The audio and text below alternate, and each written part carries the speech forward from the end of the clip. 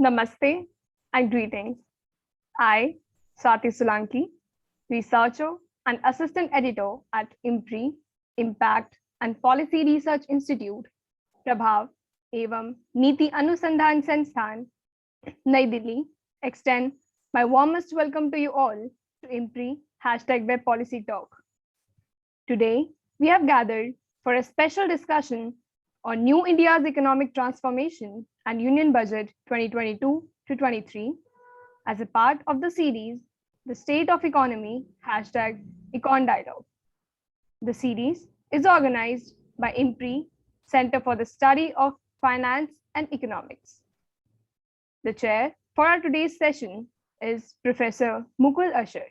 So, is a former professor at Lee Kuan Yew School of Public Policy, National University of Singapore. Welcome, sir. Thank you. It is my privilege to introduce the panelists for today's session. We have with us Dr. Amarender Reddy. Sir is Principal Scientist in Agricultural Economics at ICAR-Central Research Institute for Dryland Agriculture, Hyderabad. Welcome, sir. Professor Nilanjan Banik. Sir is Professor and Program Director at School of Management, Mahindra University, Hyderabad. Welcome you, sir. Dr. Radhika Pandey, ma'am, is Senior Fellow at National Institute of Public Finance and Policy, New Delhi. Welcome, ma'am. Thank you.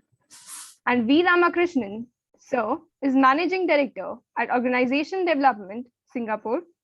Welcome, sir. My heartiest welcome to you all for today's pertinent talk. Now, I would like to invite our chair, Professor Mukul Asher, to initiate the discussion and invite our panelists taking this discussion forward. We really look forward to learning from our esteemed gathering. So, over to you. Thank you. Thank you, Swati. May I begin by warmly congratulating IMPRI and particularly Dr. Arjun Kumar, for consistently coming up with high quality webinars, which are both timely and educational. The 5 minutes that is allotted to me in the beginning, since we have experts who are going to talk about the budget itself, I won't talk about the budget at this point, maybe at the end, after everybody else has spoken. What I would like to do is to set the importance and the context of the budget, which requires more exposure than perhaps has been the case so far. We know that unveiling of India's union budget is the single most substantive economic event of the year.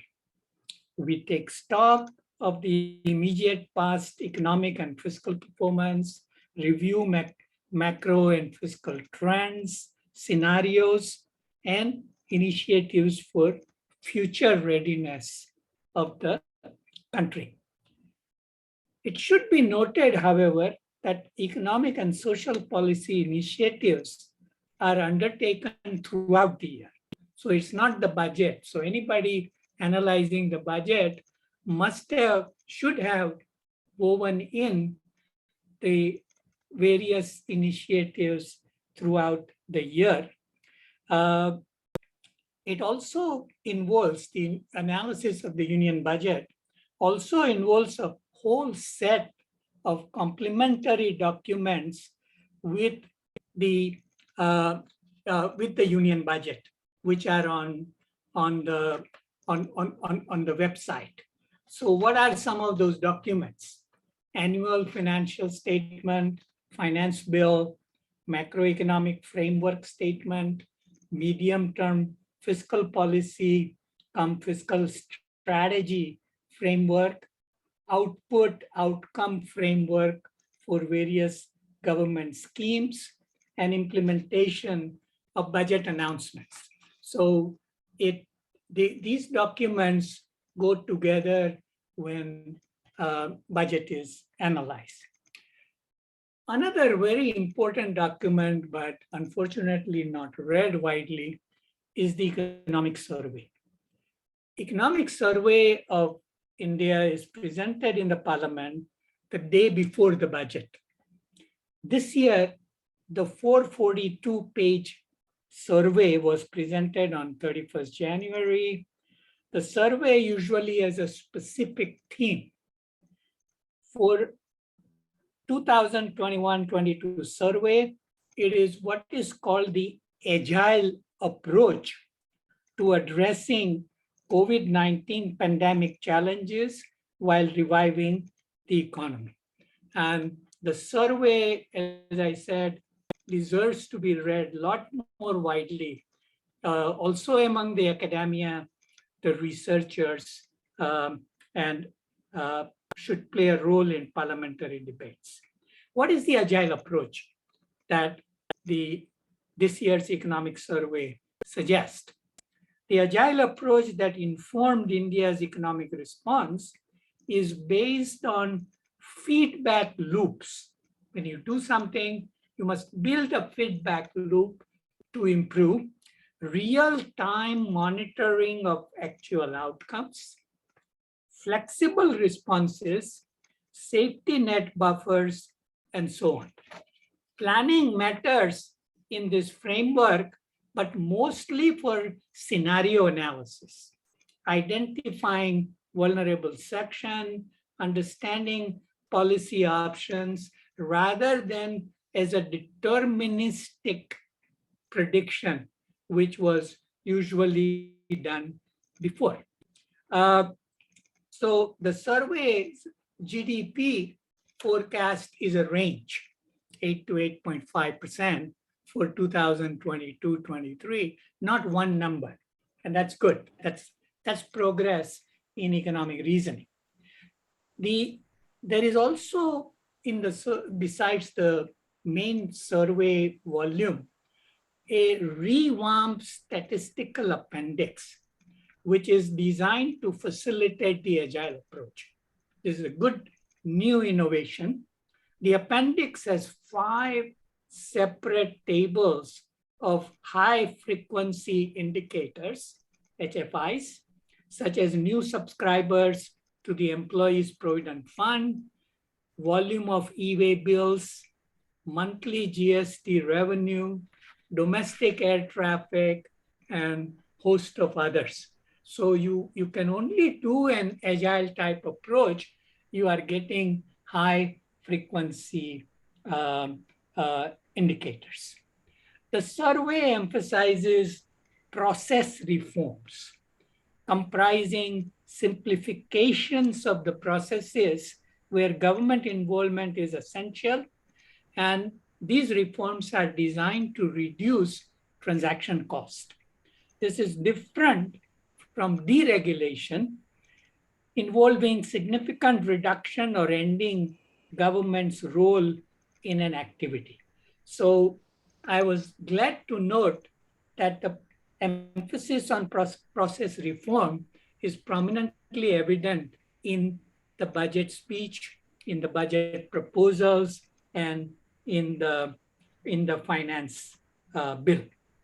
As I said, the greater use of range in projection is where we would want to increasingly go, because we are talking about a lot of uncertainty globally.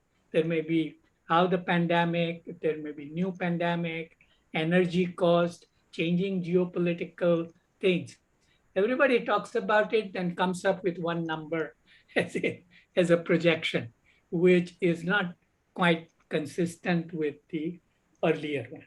My final point, chapter 11 of the survey is titled Tracking Developments Through Satellite Images and Cartography, something we have neglected in the past.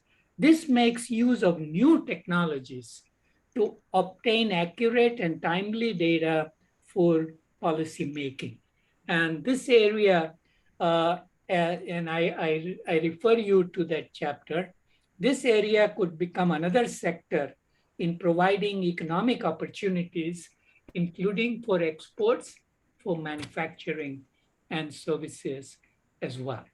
So I've tried to lay down the context in which it is useful to analyze the budget.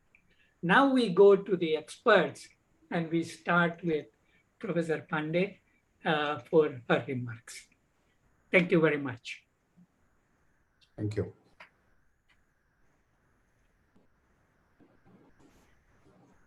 Radhika ma'am, please unmute yourself.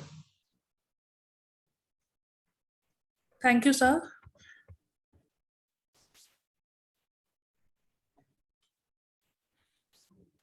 So at the very outset, I would like to thank IMPRI and Dr. Arjun for this seminar, for this insightful topic, and for consistently organizing very insightful seminars and webinars. So congratulations.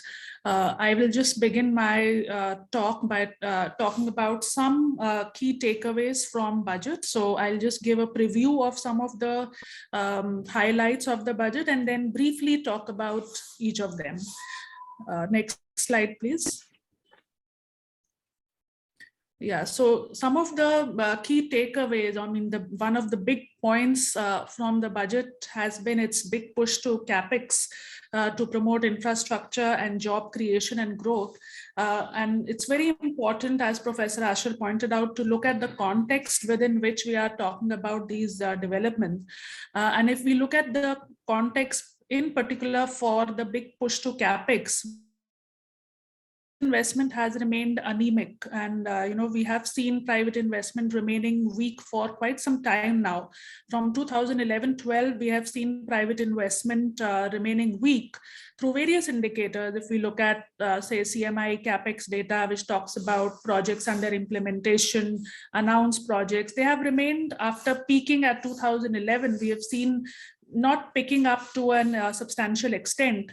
Also, if we look at capacity utilization, especially after the pandemic, we have seen capacity utilization slumping to somewhere around 60 to 65%. So unless and until we see a sustained pickup in private investment, the government has taken upon itself to provide a push to Capex.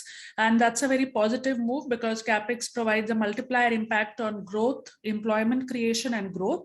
But at the same time, while giving a push to Capex, they have tried to keep an eye on fiscal consolidation.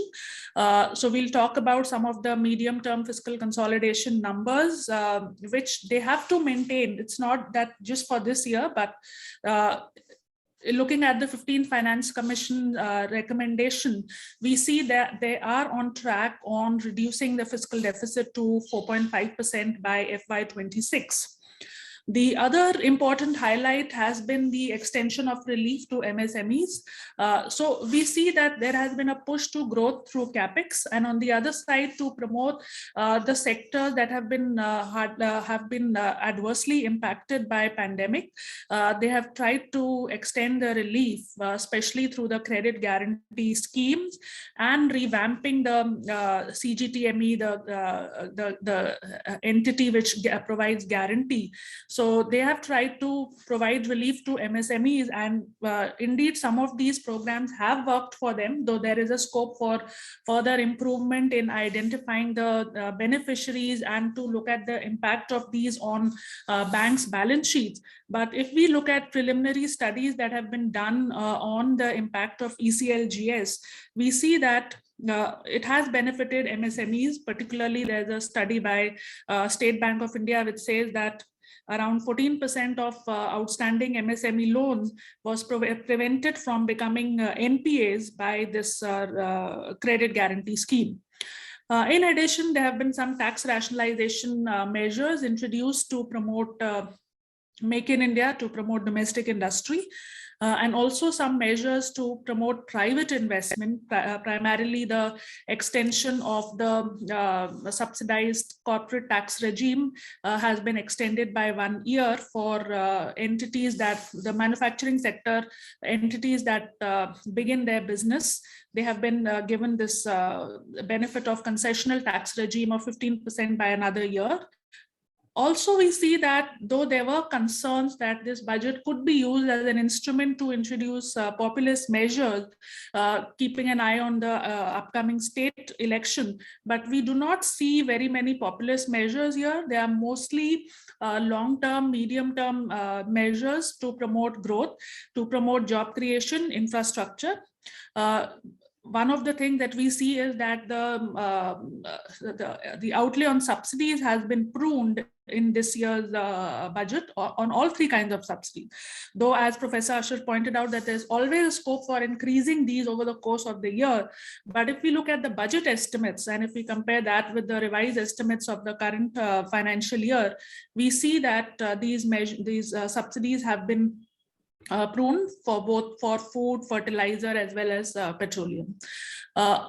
Also, another point to note is what are the estimates for the next fiscal year, because budget can be analyzed in two ways. One is we compare budget estimates of this financial year with the RE, and then RE with the BE of the next financial year.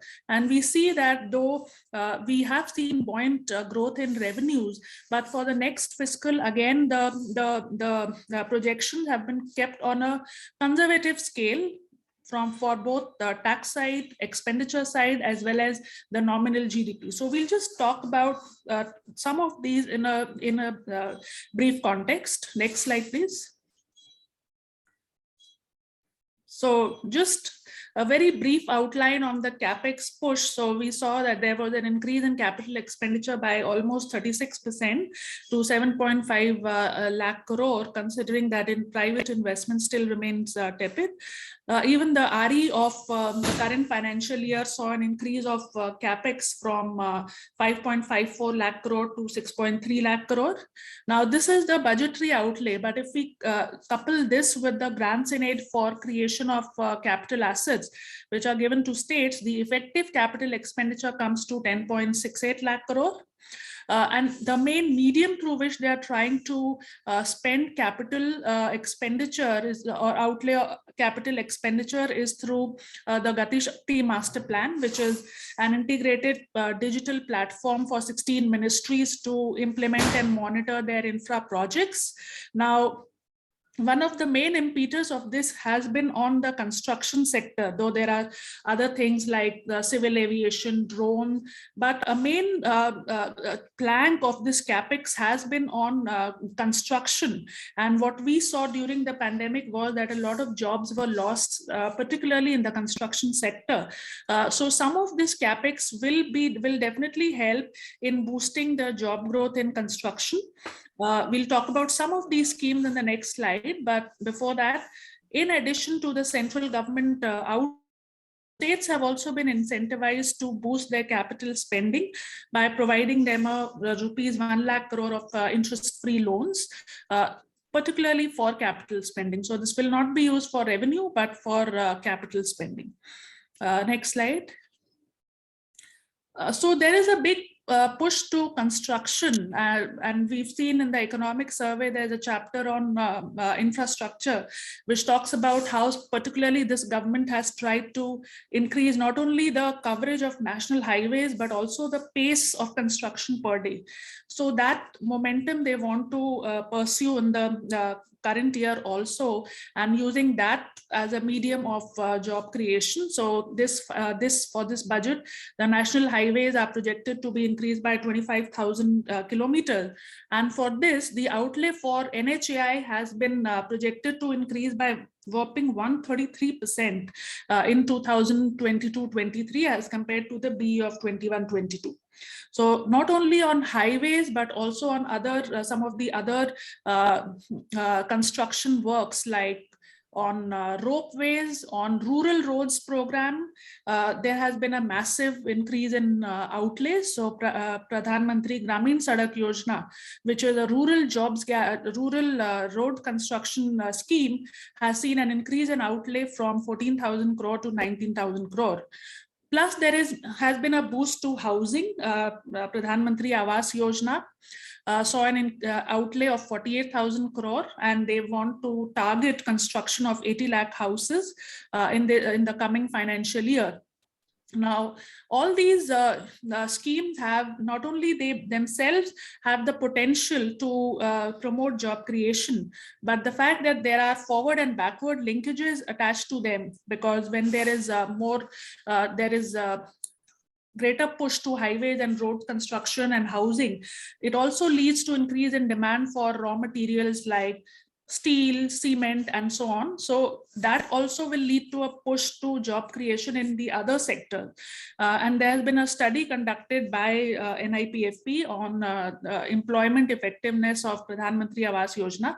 And the study shows that there has been a significant impact on employment through input-output approach. They have tried to assess what is the impact of on employment, and there has been a significant increase in employment through the both the urban and the rural versions of the Pradhan Mantri Awas Yojana.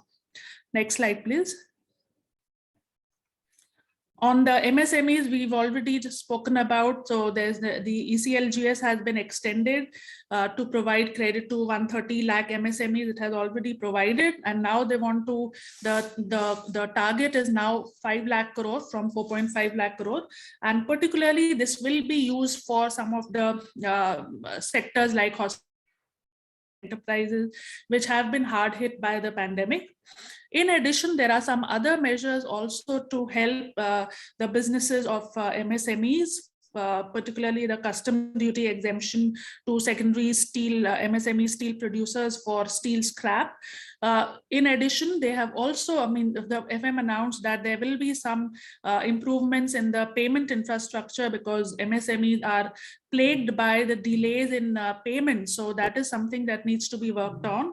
And also there are some portals that MSMEs report to, like the eShram portal and the other portal. So they will be integrated to provide timely assistance to MSMEs. It needs to be seen how they are implemented, but at the moment the initiatives look good. So they haven't tried to give cash handouts to MSMEs, but as usual, the approach of the Atmanirbhar Bharat package, where they have tried to create the situation so that these entities can carry on with their business through credit, through guaranteed credit, that remains in progress in this year's budget also. Next slide, please. Professor Pandey, I'm sorry, 2 more minutes, please. Sorry, sir? 2 more minutes, please. Yeah, I am finishing. So just on the fiscal policy statement, fiscal deficit is projected to reduce from 6.9% in the current financial year to 6.4%. Revenue deficit is projected to decline more steeply from 4.7 to 3.8.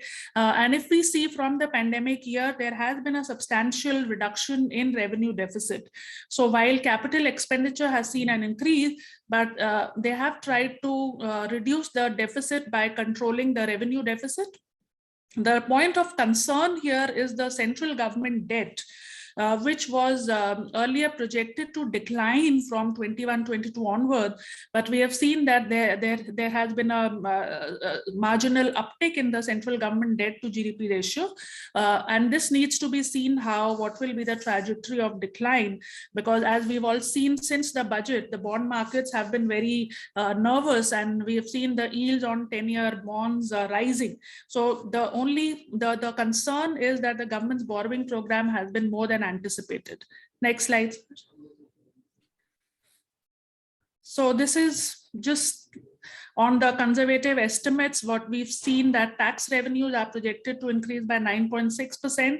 Non-tax revenues, on the other hand, are expected to shrink. So the budget projects there would be a decline in the dividends from Reserve Bank and other dividends. Disinvestment receipts remains a cause of concern because they've started with 1.75 lakh crore, which has been pruned to 78,000 crore for this this year's RE and further to 65,000 crore. Expenditure on data has been pruned, but depending on the demand for work, as we saw in last year, we could see an increase in the expenditure. Thank you. Thank you very much, Professor Pandey, for a very succinct and insightful analysis of the proposals. So may we go to the next speaker, please, as we had agreed the sequence.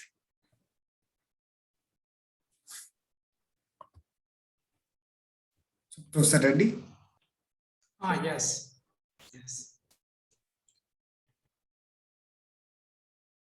Can I start? Yes, sir.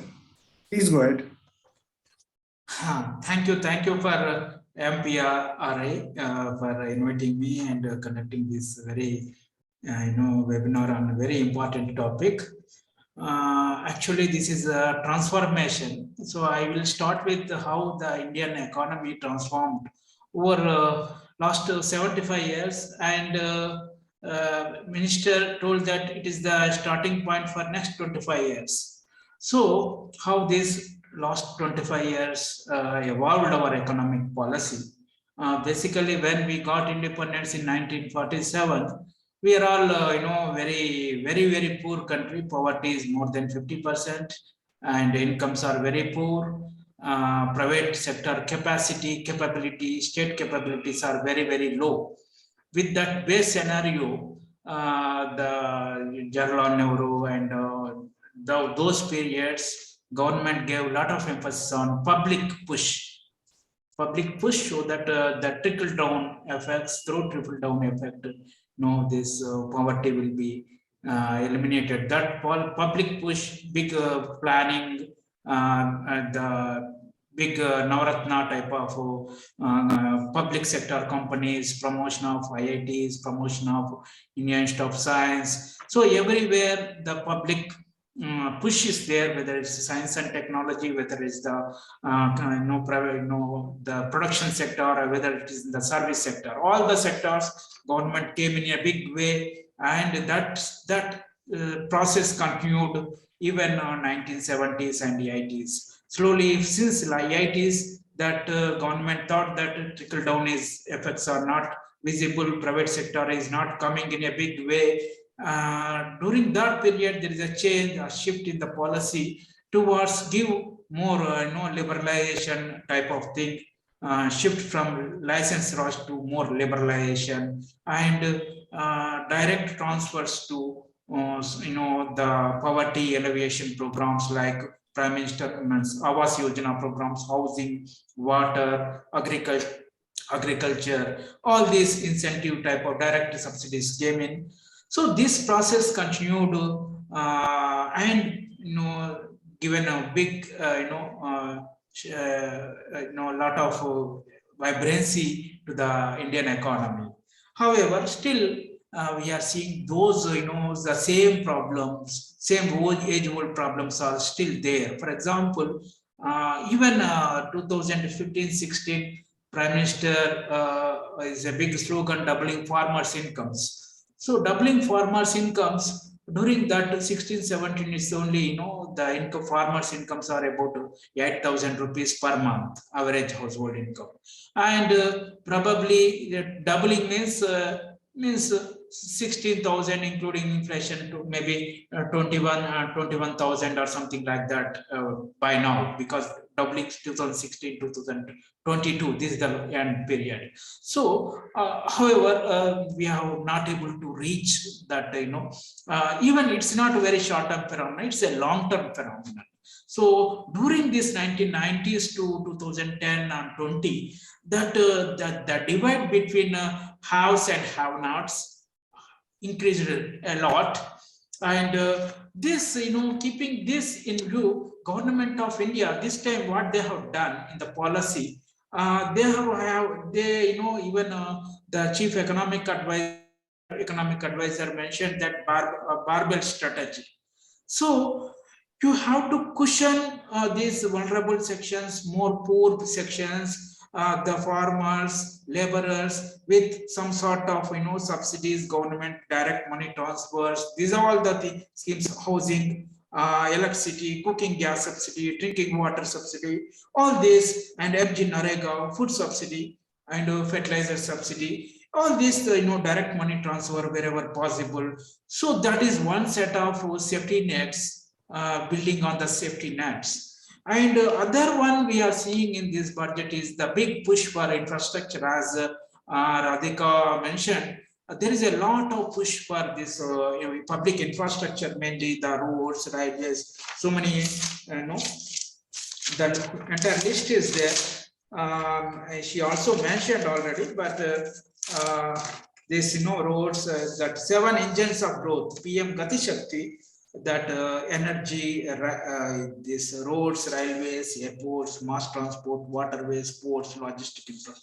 So this creating this huge infrastructure that started with the Vajpayee government. But things, the problem here is we are creating so much of infrastructure. Whenever you see now, if you compare last 20 years back, if you travel some, from one state capital to another state capital, during those periods, the highway structure is very, very pathetic. Now you can see a lot of very, very state-of-the-art highways structure is there across breadth and width of the India. But thing is that still around these hardware that we are telling, this railways, roads, airport, all these are hardwares. We are able to do that, and we are able to pump in both public as well as the private infrastructure. But around this hardware infrastructure, somehow we are lagging in establishing some very good policies to rejuvenate economy around this hardware which we have created. So that is very, very important, so that whenever you see even now in the around highways, you see the land rates increased per acre. 1 crore per acre is, earlier it is 10,000, 1 lakh, 2 lakh, 3 lakh per acre. As soon as these highways came in, the land rates adjacent to these highways increased to 1 crore per acre or something like that, 100 times, 50 times or something like that. But we are not able to encash that in terms of establishing some rural industries, establishing some vibrant economic activities around these, but only the real estate sector is. This type of things are going, but there we need to have that to address those. Between these two, infrastructure one side and the safety nets, inclusive growth on the other side, in this budget, Government of India came with a big push for digital infrastructure, big push everywhere. Maybe it's education, the digital university, or the 200 channels for each class, one channel, or any even MSMEs, lot of digitally, synchronizing all these, different portals. There are 5-6 portals with different structures, like workers, MSME workers, one separate portal is there, MSME financial sector, one some separate MSE, unorganized sector, skill sector, different, some, the isolated or standalone infrastructure is there. In this budget, they want to pull together all this and put into one platform as a digital infrastructure for unorganized sector or this MSME sector. That's a good step. So the type of digital infrastructure around this hardware which is already created, the type of infrastructure, software infrastructure, if government creates, that will rejuvenate the interlinkages between different sectors and energize the local micro, small and micro enterprises. So that is the big step. This, again, these startups, a lot of emphasis on startup, drone-based technology monitoring, for example. So one example I will tell, Prime Minister Fasal Bima Yojana. We are having Prime Minister Fasal Bima Yojana, crop insurance scheme. So because of this, even though government is allocating a lot of budget every year, some 15, 30 or 1,000 crores or something like that. But the last 5 years, what has happened in the farmers' coverage is reducing. Number of farmers coverage is reduced, even though it's a good policy. But why this is happening? Because the software really which is required to assess the acreage under each crop, how much crop is lost during the weather calamity, that flood or drought, etc., and how they are assessing that problems are there still. How to remove these problems so that these the allocated budget will be reaching the farmers who are intended farmers who really suffered from these calamities will be really benefiting without much time gaps. For example, in the recent survey, what government mentioned, the field service also mentioning, there's a lot of gap between claims and claims received by the farmers. About 50% of the farmers, they have not received the claims, even though there is a 6 months gap. So that type of situations can be covered with the new technology, like using these drones, new technologies, digital infrastructure, assessing the area under each crop, how much loss nowadays satellite technology is there to assess all these things. So that type of this software with this digital infrastructure the technology is there, but how you are using those technologies for the end user, so that the entire this process of all these benefits, infrastructure benefits, inclusive programs, like for example food security, or you see the MG Narega in 2006, it is started. During that period, lot of corruption, about 80% of the money is going to here and there, not reaching to the intended beneficiaries. Now, with the improvement of systems, digitization and everything, about 90% of the money intended for the MG Narega workers really going to this MG Narega people. That way, we have to improve the systems through this budget gave a lot of emphasis on digital infrastructure, startups, skill development, R&D also, because we are giving this new economic pulse, we are giving larger share to the private sector. Wherever possible, private sector can handle everything, but government should stand up and regulate and provide a congenial atmosphere. And whenever Professor Reddy, I'm sorry, 2 minutes, please.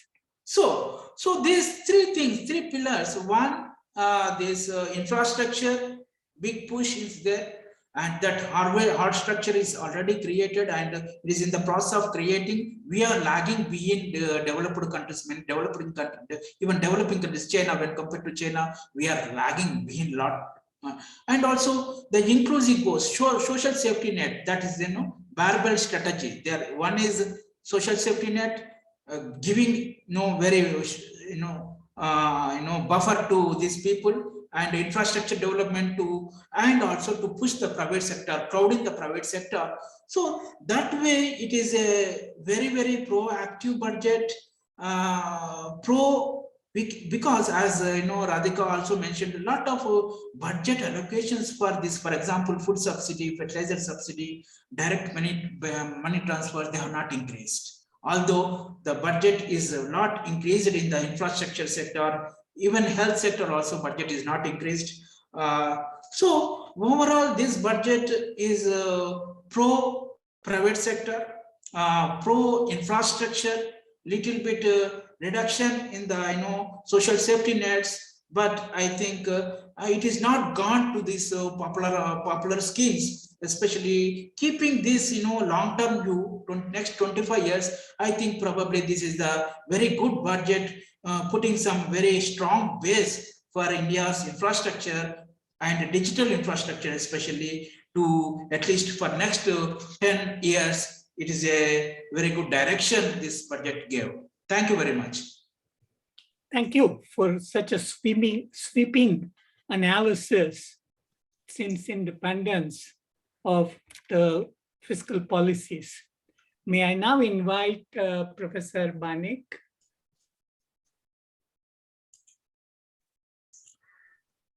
Please also unmute yourself. Banik sir, please unmute yourself also.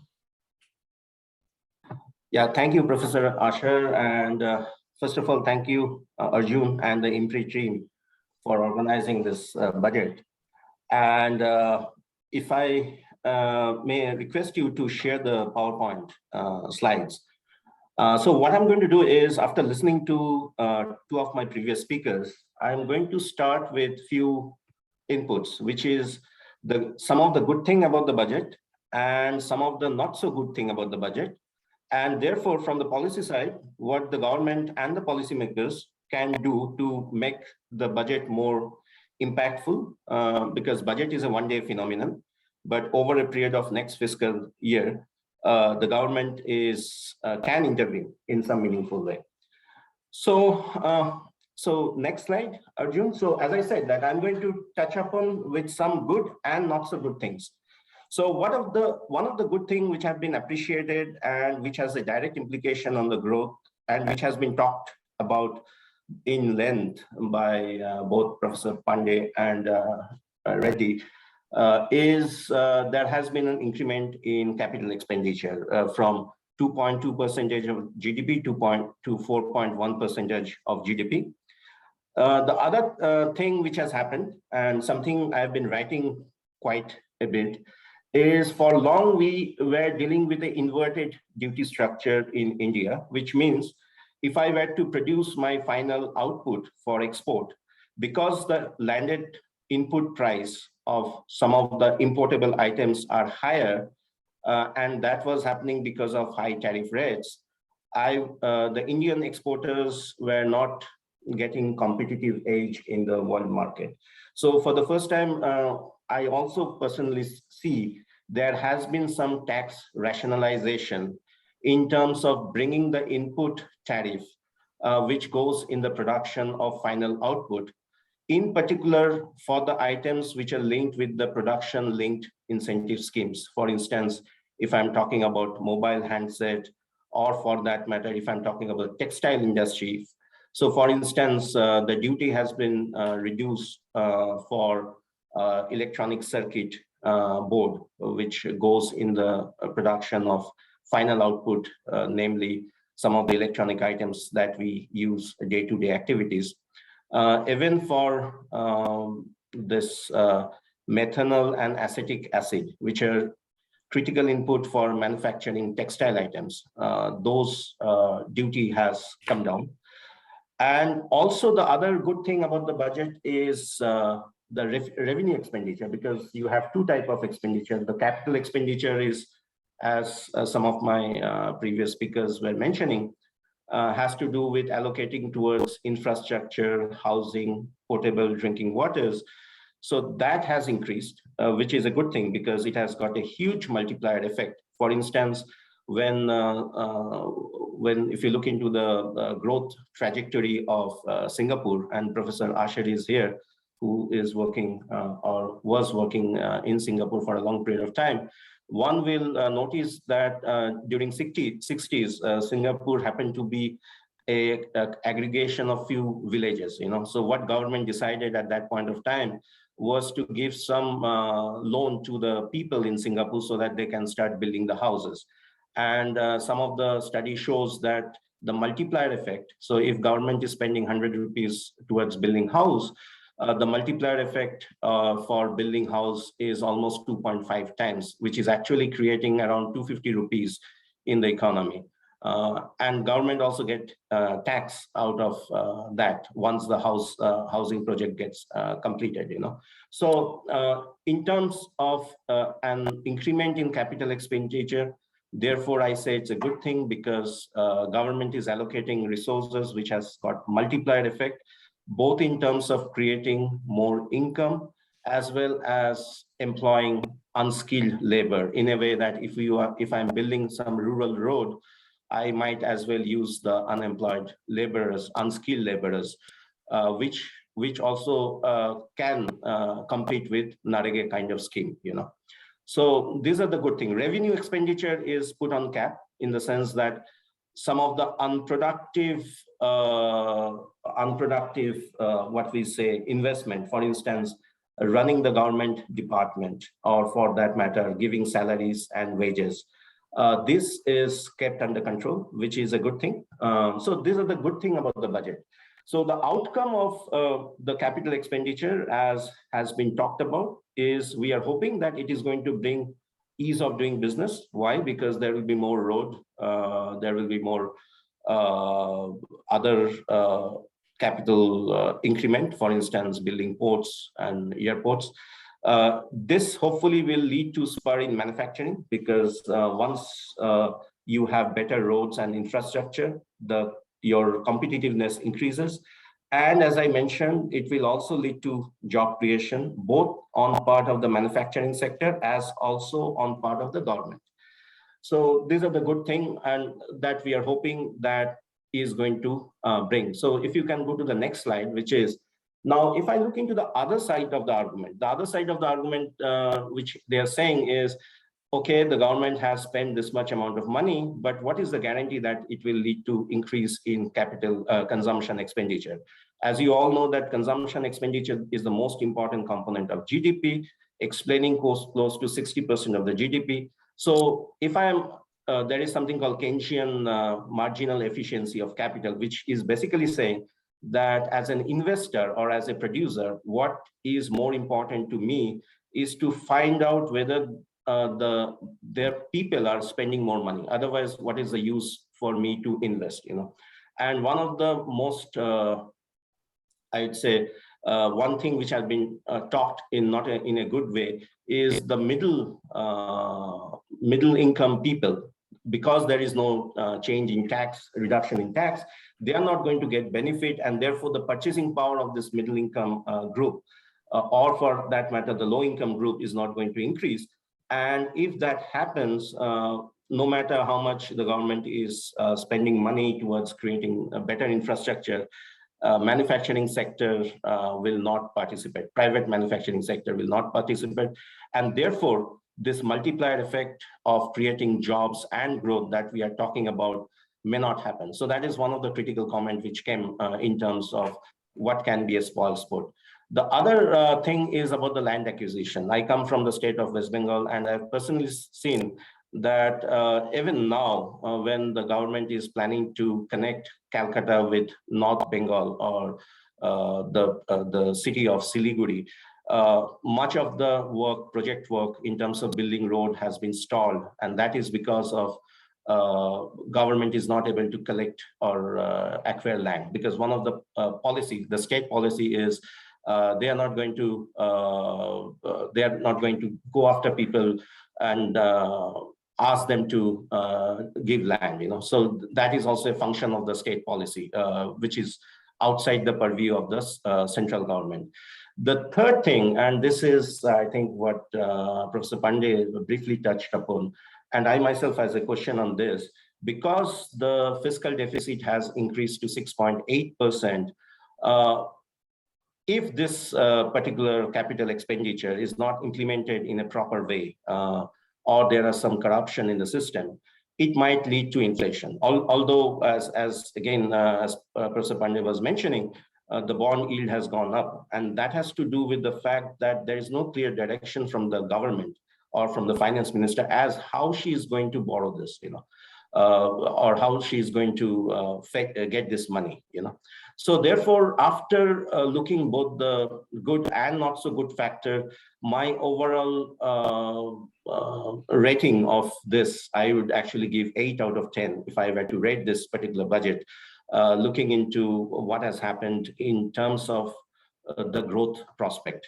Now let me come to the development prospect. So as you know that Bharat and India, these are the two stories we keep on hearing. India being the more growth-oriented or more upper middle income or higher income category type people who resides in, and Bharat is where rest of the other people are residing in, which is not what we say the have-not groups. So Again, the basic difference between growth and development is growth is a univariate concept where we are looking into only the growth of GDP, but development also look into other indicators, for instance, health, education, and more importantly, the distribution of income, whether the difference between rich and poor people has increased over a period of time or not. So what are the good things that we see in this budget is increased allocation for housing and drinking water. In fact, we did a study where we looked into the marginal impact or the marginal value addition of various type of development indicators. And lo and behold, what we found was in case of potable drinking water, the marginal value addition in terms of on the growth is the highest. It is even more than creating factory. It is more than creating banks. It is more than creating roads. I'll be more than happy to share the study if someone is interested. What are the other good things? So in that way, I think, and I've already mentioned in terms of building house, the multiplier effect, at least for Singapore, it was found to be 2.5 times, which is again a good thing. In terms of agriculture, Professor Reddy has spoken about this in length, but one of the good things that we see in the budget is there is a stress on building rural road. So in terms of connecting rural market to the urban market, this is going to be a big push. Also in terms of irrigation, they are planning to connect the 5 rivers in the Bundelkhand region of Madhya Pradesh. So that is what I read in the paper is that is going to help almost 9 lakh hectares of land that will be brought under direct irrigation facility. Also, we did some studies where we tried to figure out that out of various intervention, which one of the intervention for the agricultural or farmers are going to be more beneficial. For instance, whether it is farm loan waiver, whether it is building more cold storage, whether it is building more food processing units, or building more e-mandis, because each one of the intervention from the perspective of government, as you know, it comes with a cost. And therefore, the idea is to see which one of the intervention on perspective of the government is going to give you the maximum return. And when we actually did all this intervention for the government of Rajasthan and Andhra Pradesh, what we figured out, this is also published, is in terms of the marginal value added benefit to the farmers, the most important intervention is building more cold storage, because in India, almost 18% of our perishable items get wasted because of lack of food storage. The other beneficial thing is building more food processing unit, which is kind of connected with lack of cold storage, because somehow if I can, let's say, convert milk into ghee, I can store that ghee even if I don't have access to cold storage for a long period of time. And I'm happy to see that the government is taking some initiative in terms of building more cold storage and food processing units. And because I see the hand being raised, okay, I'll try to finish. And also there is an increased allocation in the sense that the government, this again has been talked about, this emergency credit line guarantee scheme has been extended for the small and marginal units, So the outcome is in terms of multiplier effect, poverty reduction, and reduced child mortality. I think this is going to be a positive outcome given the increased allocation. Next slide. And what can be a spoil sport? The thing has been already talked about is lack of the primary school getting closed, and now automatically people are getting, whether they write the exam or they don't write the exam, they are getting promoted to the next class. So one of the things is the learning outcome that is going to be a spoil sport, because not too many people have got access to internet. Not too many people have got the ability to pay for a smartphone to listen to the online TV channel, or for that matter, online classes, which is being held.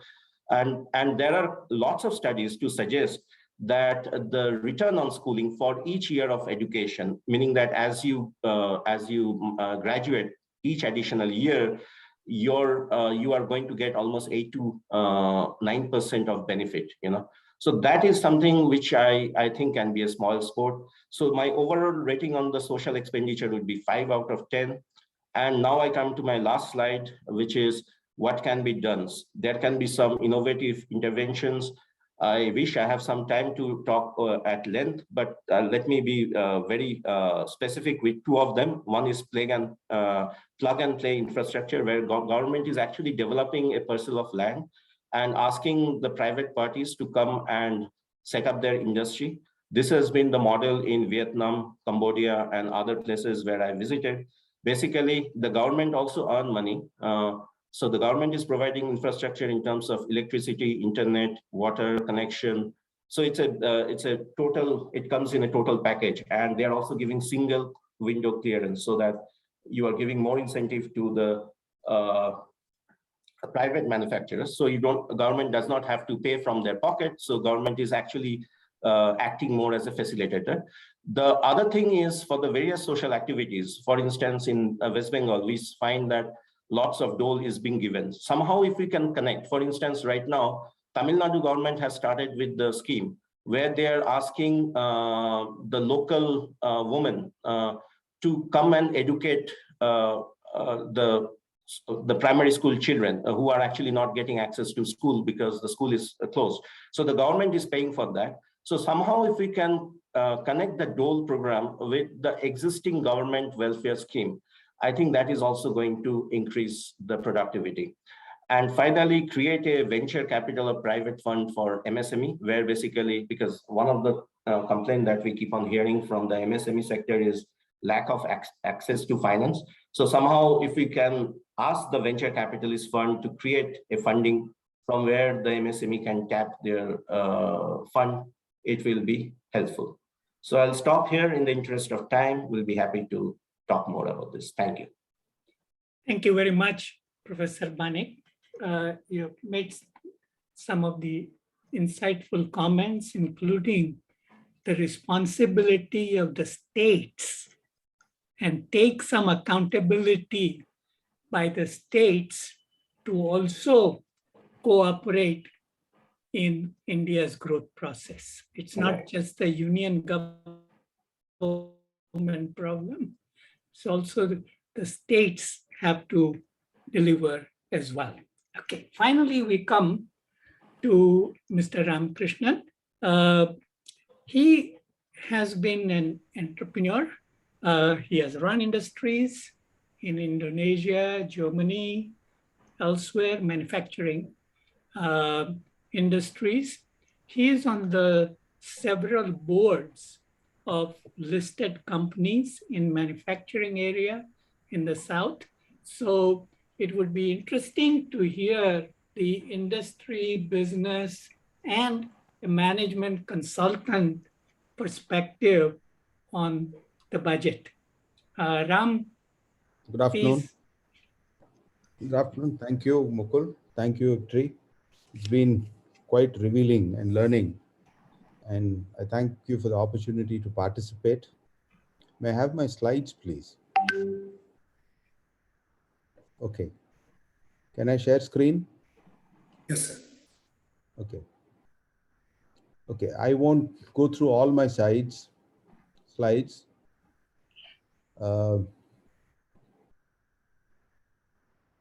don't know, it's not opening. So can you pull up my slides?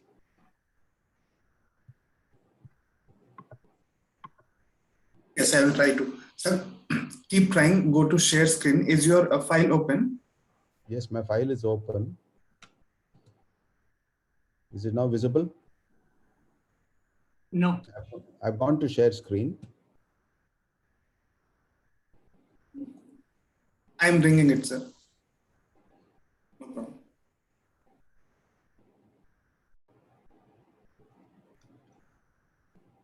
It's not. Now, can you see it? Yeah.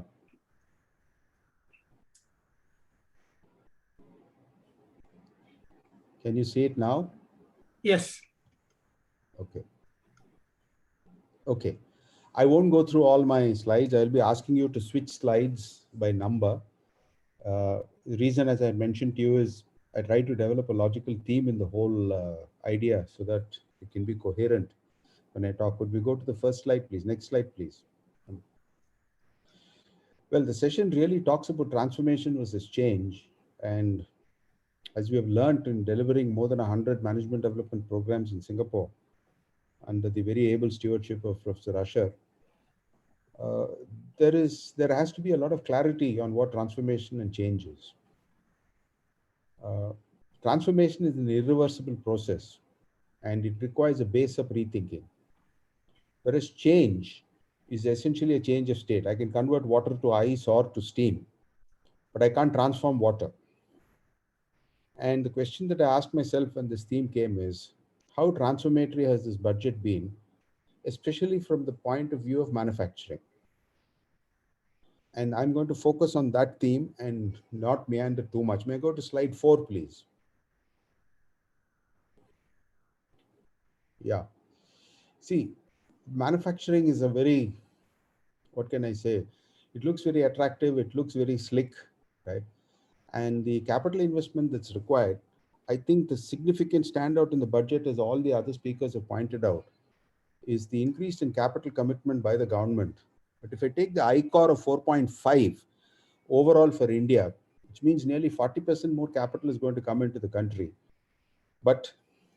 And this is going to, even a multiplier of 1.2 or a capital output ratio of 1.2 is going to deliver a sustained, what can I say, 30, 40 lakh crores of additional output in the economy.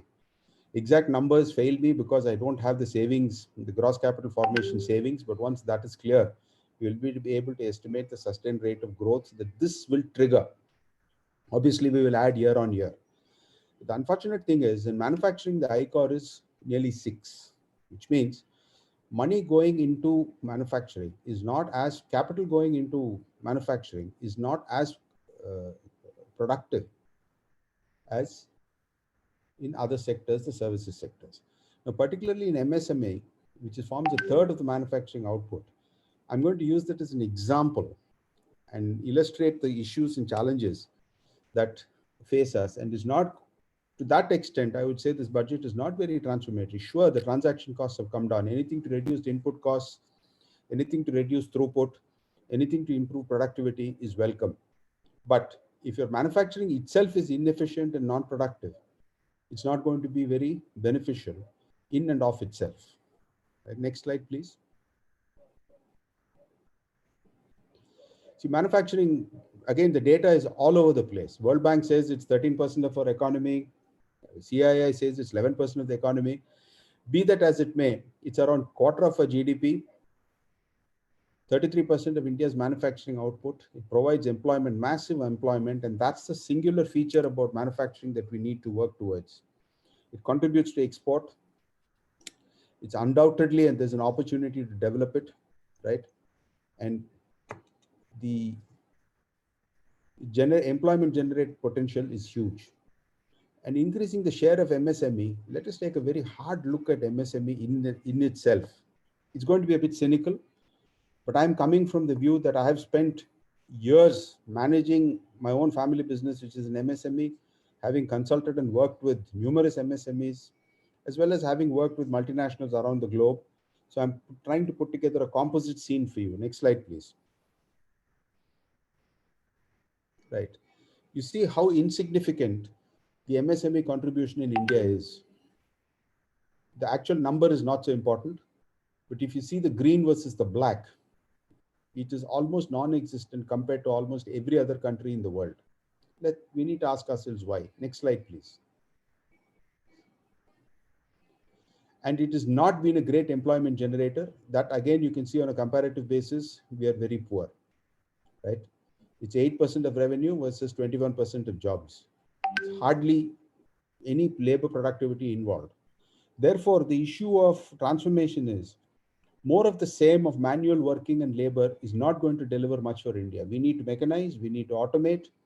And you're going to ask me then what happens to the labor? Well, history shows socially that as automation and mechanization increase, the spin-off jobs that it throws up is significantly higher. and I'll choose a multiplier in the textile sector. Traditional textiles, the multiplier is about 1:15, which means one direct cotton picking job results in 15 jobs in the economy. But is that what we want? What is the quality of our textiles? Why are our garments, why are countries like Bangladesh and Vietnam, which came 25 years after we were in the garment business, put us out of business? We need to ask ourselves these questions if we are going to transform. Next slide, please. Right? If you look at Japan, 99.7% of the companies is MSME, 70% are employees, and more than 50% of all value added is from MSMEs. You compare that with in India, less than 4% of companies have more than 500 employees delivering significant value addition, gross value added on a relative scale. 4% of our companies. So we need to ask ourselves, why are we breaking our hearts to provide ECLGS for 96% of the companies which are not generating value? Unless and until an enterprise generates economic value, is there hope to survive or will it destroy? I have spoken to a number of MSMEs in and around the area I live in the south, and most of the owners are shying away from taking any further loans because the simple question is, we have to pay interest and repay the loan one day or the other. We'd rather suffer now than later when costs are higher. Next slide, please. So let me come to the summary of the Indian MSMEs. Majority are tiny and mostly undercapitalized. And there is no ambition to scale. If you go into an MSME and ask the owner why he started, he will tell you, I work for the boss. I was going to retire or close to retirement. I had family to feed. So I asked him for some work and he outsourced the work to me. It's a pure cost arbitrage. They're clueless about markets and customers. And my question to this group is, should not policy address and help manufacturing develop markets and customers? Ask yourself only why 4% are able to find such markets and customers. Because unless you have a market and unless you have a customer, you have no business. You can make the finest product in the world, but if nobody is willing to pay for it, there is no business model at all. The factor productivity in MSMEs is very, very weak. I have very strong opinions about it. I don't want to get more into it, but if you look at the way they utilize capital, the way they utilize equipment, the actual labor utility, it's pretty pathetic. The production of factories that are there are more workers, and most of the workers is about family, right? Now, the larger factories are 150 times more productive. So why this fascination with small? What is the policy change that is required to help people grow rapidly? Now, if you take the defense sector in the last 5 years, companies that have been promoted to grow, I know one company which has been working for DRDO for the last 25 years and was struggling to buy 5 acres of land 30 years ago, has gone on an IPO of 1,200 crores. Simply because the government let it grow. They didn't let anybody interfere and is delivering massive results. The economic value added overall is poor. And we need to shape policy and put money where economic value added benefits the rest of the citizenry. Manufacturing cannot become a consumer of capital. It should be a contributor of value. Thank you. Next one, please. I'll touch upon this. I won't go much into it, but essentially when you get resources, capital and cash, you put it into plant and machinery and knowledge. Outputs are goods and services and the outcomes are the results. Now, if you use this good input-output relationship, it's economy. It's an resource to input, it's economy. Input to output is efficiency. And if you can deliver relevant outcomes, it's effectiveness. It's the EEE model that we have worked on for many years now. I won't get into the depth of it. But unless we deliver on all three fronts, you can have good utilization, but poor capital productivity. You can have excellent labor productivity, but no customer. All these will impact your value for money. Next slide, please. Right. Effectiveness is sustained value generation. Efficiency is productive use of resources, and economy is practical cost management. Most MSMEs are clueless on all three counts. I can challenge you. I can walk into a manufacturing unit anywhere in India today and ask the CFO his weighted average cost of capital, and he will look at me blankly. If I ask the CEO what are the risk factors, he would be clueless. We need policy to guide these people, and I'll share with you later on in the closing of the presentation how it is done elsewhere. Thank you, Mukul. Next slide, please. These are the various sectors. The current top players are great. I don't agree with any support for textiles. It's been around for 70 years. And just as an example, a garment factory in India today produces 7 to 10 garments per worker per day. In China, they produce 25. And in Bangladesh, it's closer to 27. Yes, there is wonderful opportunity for pharma, for drones, for defense services, and a lot of other related industries, biotech. Natural farming is going to take on big, but it's going to take time. But it will also impact the fertilizer business. And traditional Indian medical systems, everybody makes fun of Ayush, but it's a huge potential. Next slide, please. Right. The biggest challenges is I don't see any money for market development for the manufacturing industry. Unless you develop markets, as I mentioned, you don't have customers. And if you don't have customers, you don't have business. To get customers, you need to do product development to meet customer expectations. If you don't understand the customers, what are the processes you're going to put in? What are you going to skill people on? I just had a note from my alma mater, IIT Kanpur, this morning. They're training people in industrial cloth stitching. The first batch of 10 has passed out, and this year's demand is for 200. Have you ever thought how important ironing is in the garment business? If you can't iron a garment, you can't pack it or export it. There are no trained people in ironing. This is as simple as that. So we need to address these issues. And while textile parks are great, and one of the speakers, Mr. Dr. Banik, said we should bring a centralized facilitation. It is excellent, common ETPs and stuff like that. But our skill development has to be really targeted. It's not just a question of, okay, I'll open an ITI, automatically people will come, automatically things will happen. Policy has to go one step at a time to integrate it, and it's going to take 3 to 5 years to get us where we want. The appropriate skills are more important than skills per se, right? And money is the least of the problem for MSMEs. Thank you, Mukul. Now, 2 more slides. Next slide, please. Let me go to slide 13 or 14. Yeah. Let's look at the Japanese model.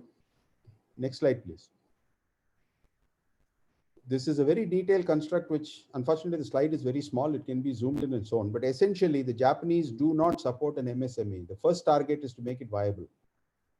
Then they support it with product development, then with market development, and then finally with investments. Next slide, please.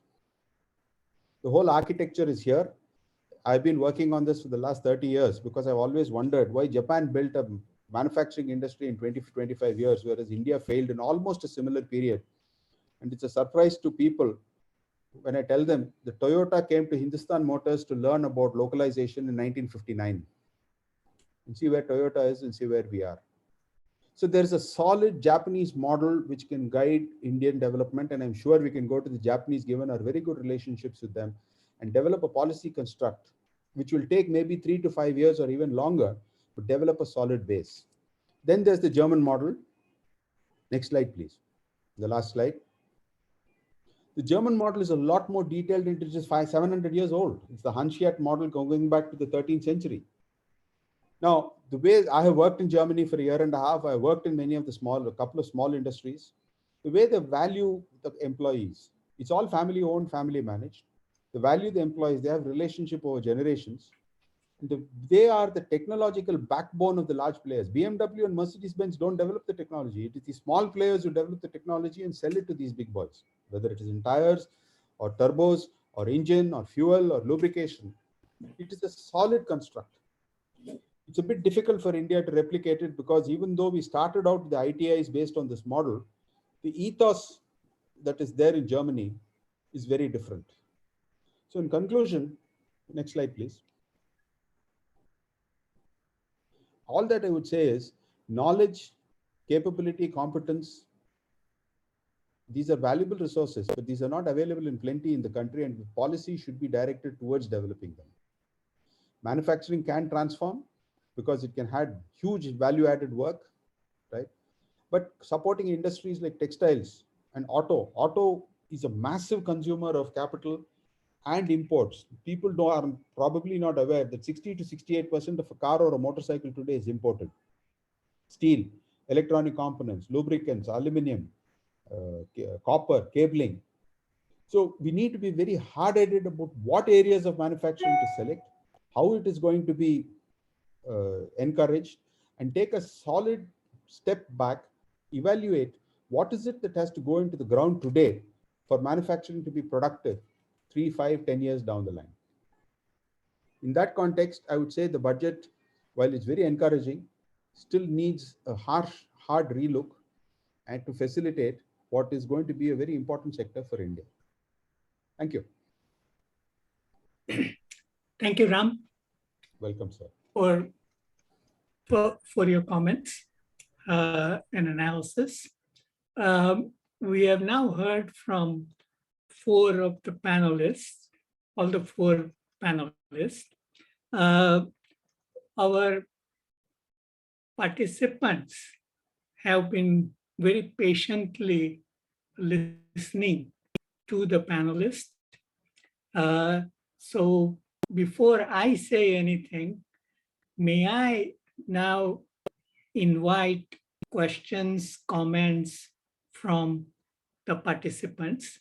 Please identify yourself and indicate to whom are you directing your question or comment to.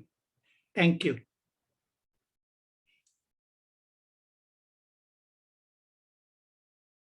Yes.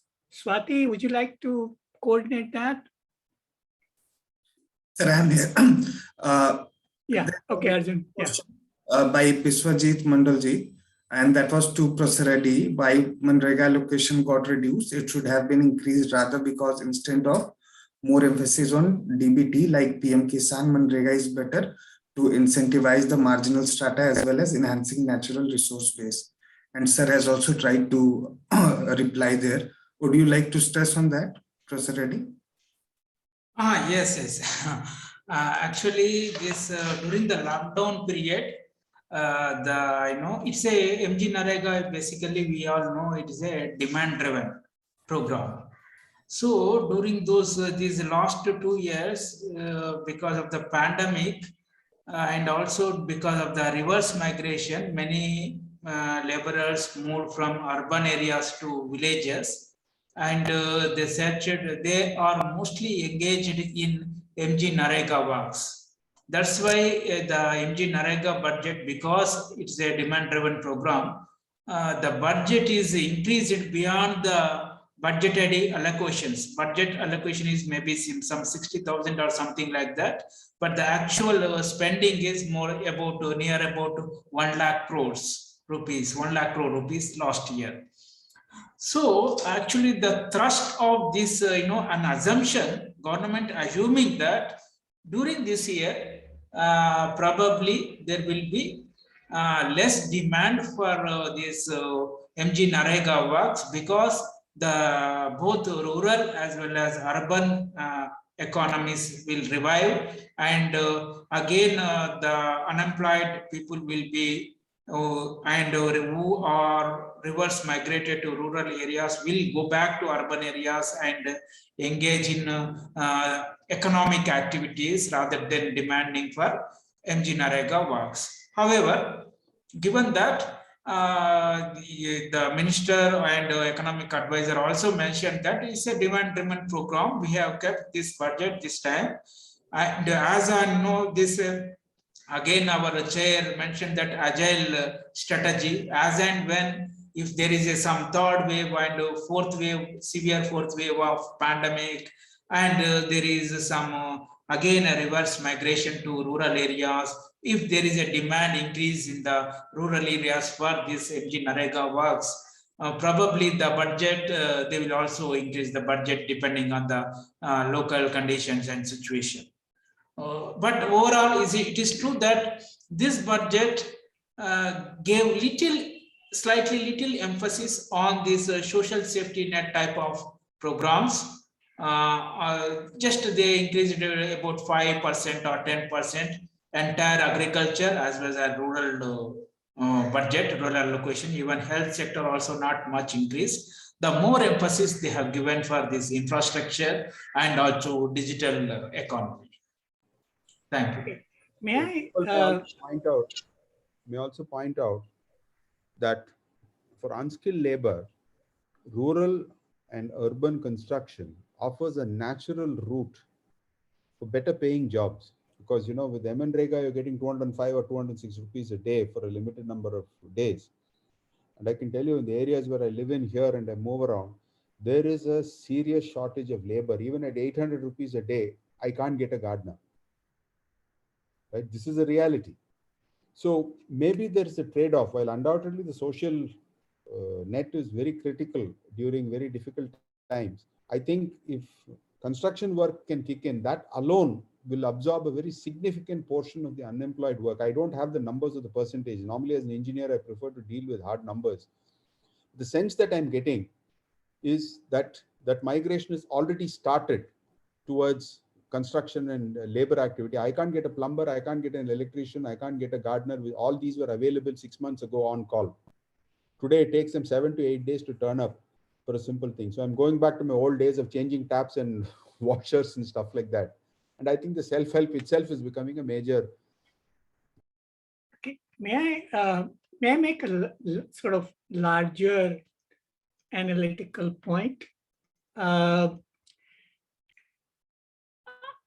have been teaching for many years government officials at medium, high level, and so on.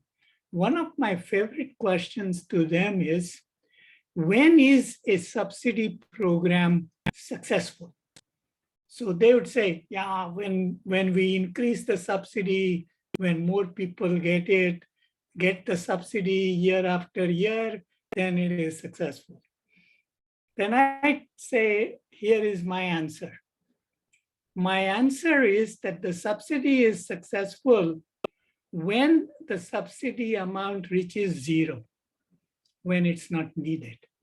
So you should not be comparing the budget allocation for subsidies in the pandemic year with the recovery year. We are growing very rapidly. We are expected to grow rapidly.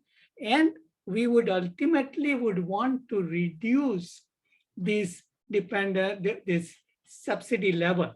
So there is nothing, this automatic thing that every year the subsidies must go up is, to me, not a sound fiscal or economic analysis.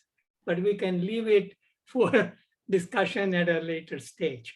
Any other question that? Yeah, Professor Asher, if I were to continue with what you said, I totally agree. One of the things that we did is, and that we suggested to the government of UP, which fortunately they took up, is once when this COVID happened, there were lots of people, migrant laborer, going back to their own states, and therefore the idea was how to take care of their welfare, because the government also didn't have much money. So one thing that we proposed was, why don't you do the skill mapping for these people who are returning, because all these people who are returning, they are also bringing some type of skill with them. Some of them can be a driver, some of them can be maybe engage in some hospital industry, some of them can be a technician.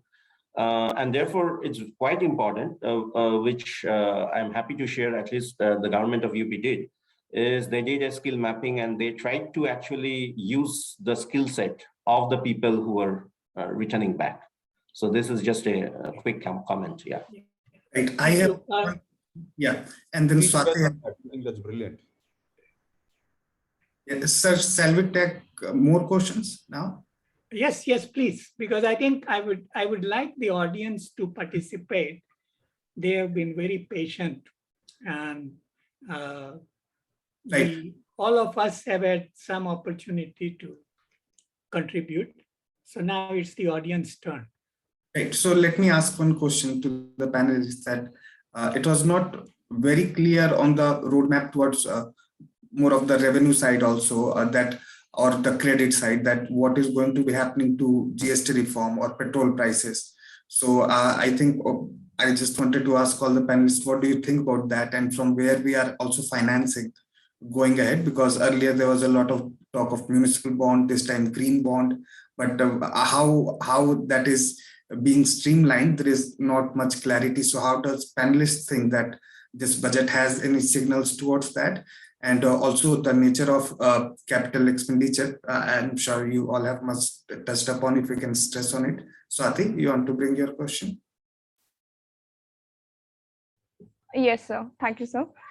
First of all, thank you all the panelists for the insights that you have given. So my first question is in line with what Radhika ma'am pointed out, basically the disinvestment targets. So we know that they haven't been met for the like 2021 to 22 financial year, and even the like estimates have been reduced for the coming financial year. So right now we know we need more expenditure in like capital expenditure, as we pointed out. So what is the implication of that on the fiscal front, and given that we need more revenues at this point of time?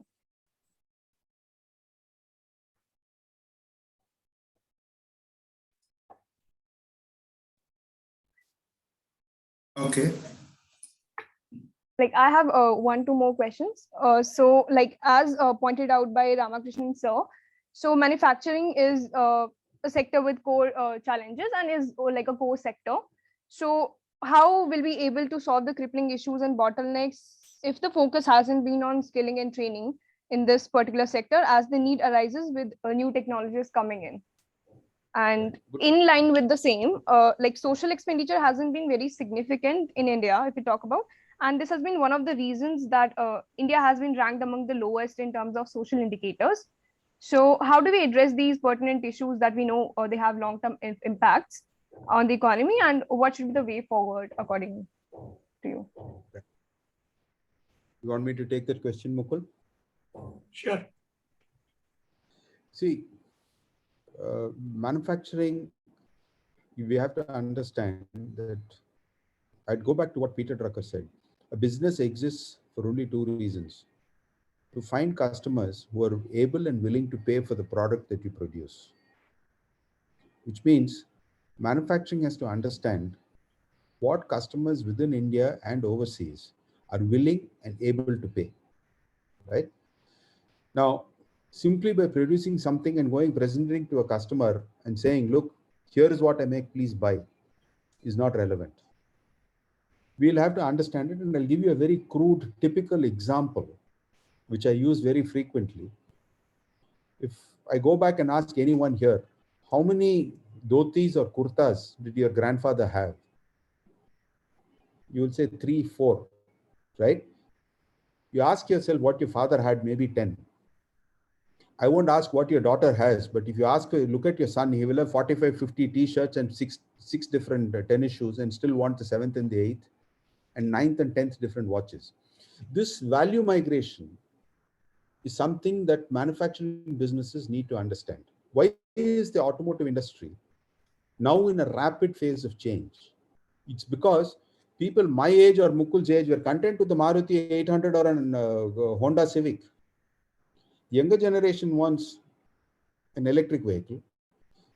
Why are they buying flats? Why are they no longer staying in their parents' homes? These are all shifts in value that we have to map. And when you go into the export market, it's not that simple.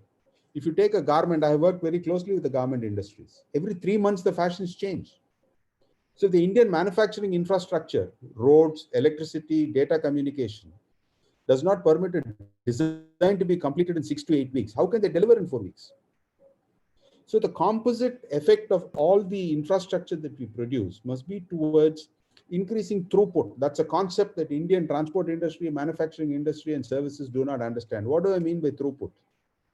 When I take electricity and I energize it at one point, it's available at the other end at the speed of light. That's throughput. Any halt in between is a waste of resources. In manufacturing, our time of idle, the time in which a product is idle on the shop floor is about 85 to 90%. And only 10% is being actually worked on. So we need to understand that the productive use of resources starts by understanding what the customer wants, designing your products to suit that customer, developing the capability to design it developing the competency to process it and deliver it at a high quality. For example, there is a concept called cost of quality, which means what is the total system cost due to lost quality? Can you guess what it is in India and what is it in Toyota? To shorten the tension, in India, the cost of quality is 30%, which means we are needlessly wasting 30% of our manufacturing cost due to poor quality. What is poor quality? Materials don't arrive. There is a transport strike. The insurance claim is delayed. The product comes in damaged. Labor turns up. Ostensibly, they go for Deepavali and come 2 weeks later. All these are systemic qualities. In Toyota, it is 5%. That's what makes a Toyota different. In other companies, it's around 10-12%. But the cost of quality is so high that it's a barrier for us to progress. How are we to reduce it? Yes, the infrastructure investment is fantastic. Data being available is fantastic. But tell me, why does the textile industry still have to import to 30-35% of its fabric from China? Is India not capable of making the fabric? Right? Why? They will immediately tell you incentive. I'm not joking. In Tirupur here, I have a home in Coimbatore. In Tirupur, I have a lot of friends. They wanted a subsidy from the government to develop the PE kit. Another client of mine was making the laminations. He developed the PE kit in 30 days. 7 others developed it in the same period. And you know what? The government paid them last year in 3 days' time and gave them the money that was due. So the traditional industry was swamped because they're looking for subsidies, they're looking for support, they want this, they want that. That model has to change. The auto industry immediately will tell you, please reduce GST, we will sell 25% of the vehicles more. I will ask all you guys, what is the cost of finance in a well-run business? People say reduce interest, things will boom. Let me tell you, I have analyzed it. The top 50 companies in India, the cost of finance as a percentage of their revenue is less than 0.02%. So reducing interest rate by 1%, is it going to really improve your business? Is making money freely available going to reduce your business? Okay. Professor Pandey. Is it going to improve working capital management?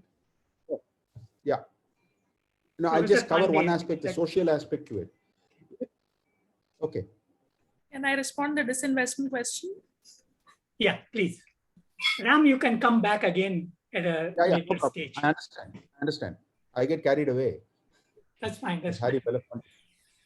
That's fine. No problem. It's because it's so exciting to listen to you that I feel guilty stopping. But Professor Pandey can respond now. Yeah, so on the disinvestment receipts, it has been reduced from 1.75 lakh crore to almost 68,000 crore. And for this financial year, it's reduced to 78,000 and next 68,000 crore. So on the fiscal side, what they have done is that they have made their entire estimates very conservative. On the tax side also, they have made it conservative. On the expenditure side also, they have only estimated a less than 5% increase in expenditure. So when they are only trying to spend less than 5% and keeping a fiscal deficit of 6.4%, it's quite likely that they will be on the fiscal management side, they will be able to achieve the fiscal deficit for the next FY also. The problem is that if we look at from the revenue side,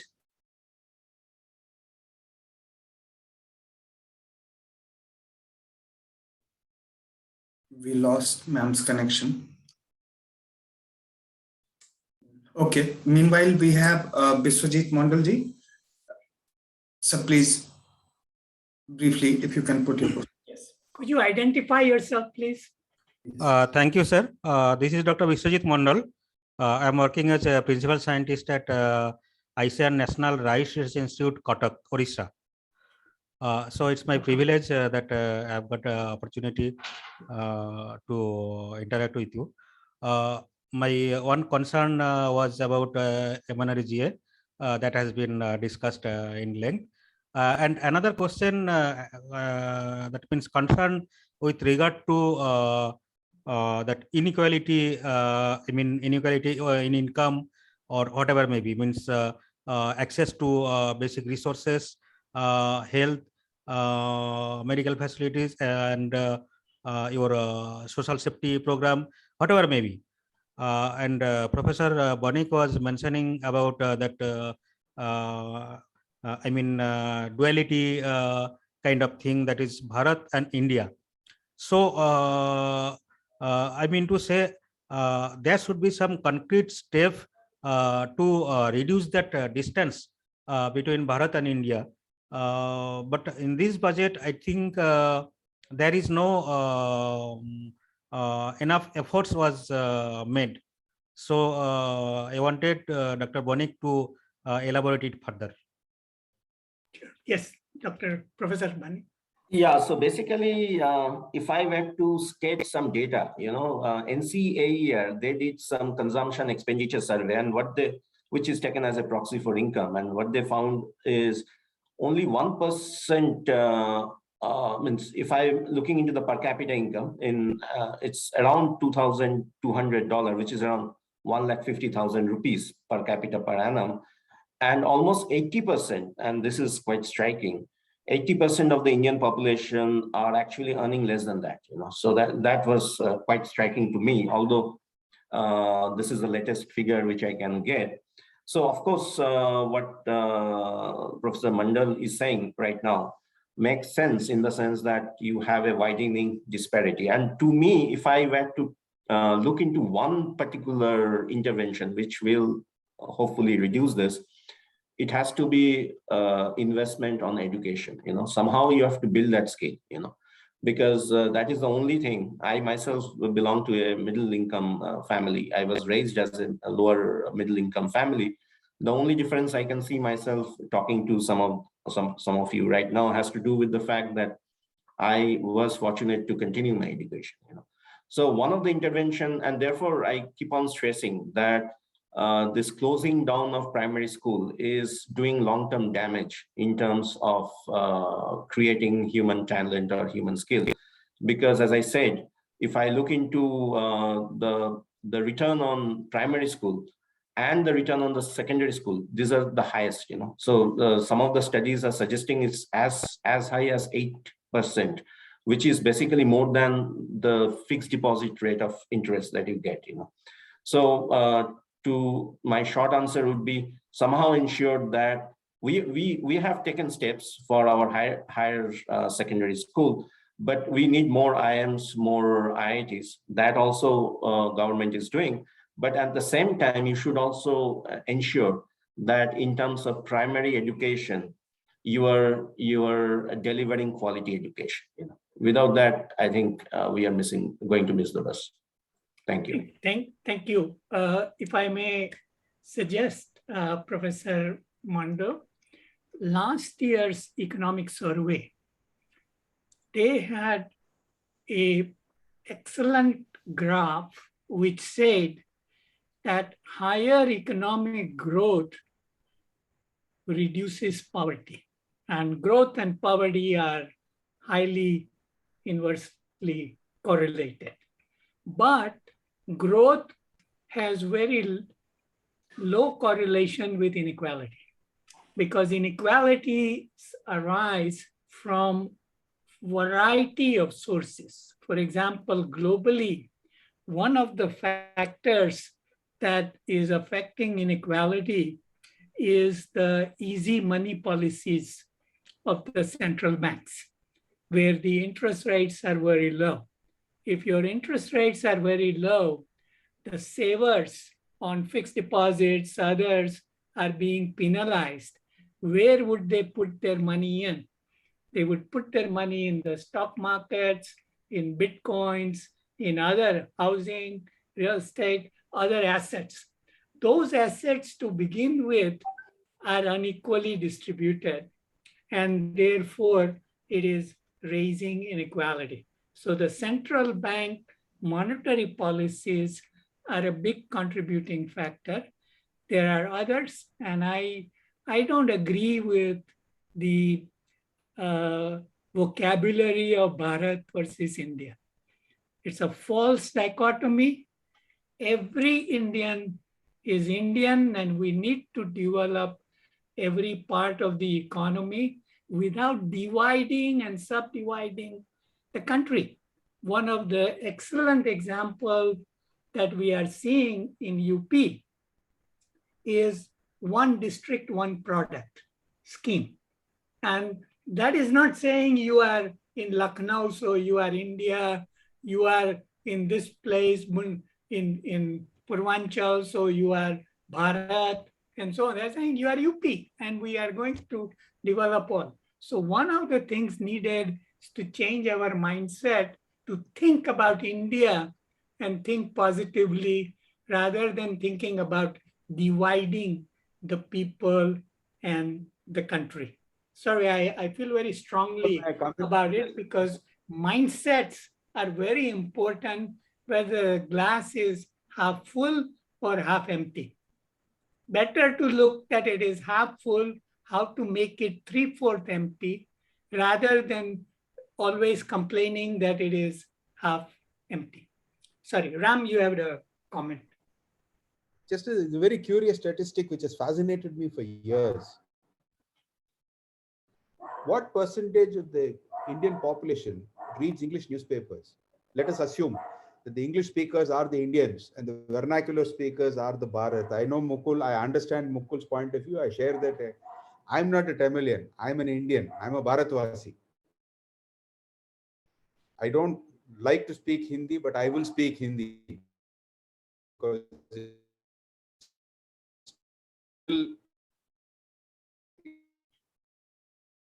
integrated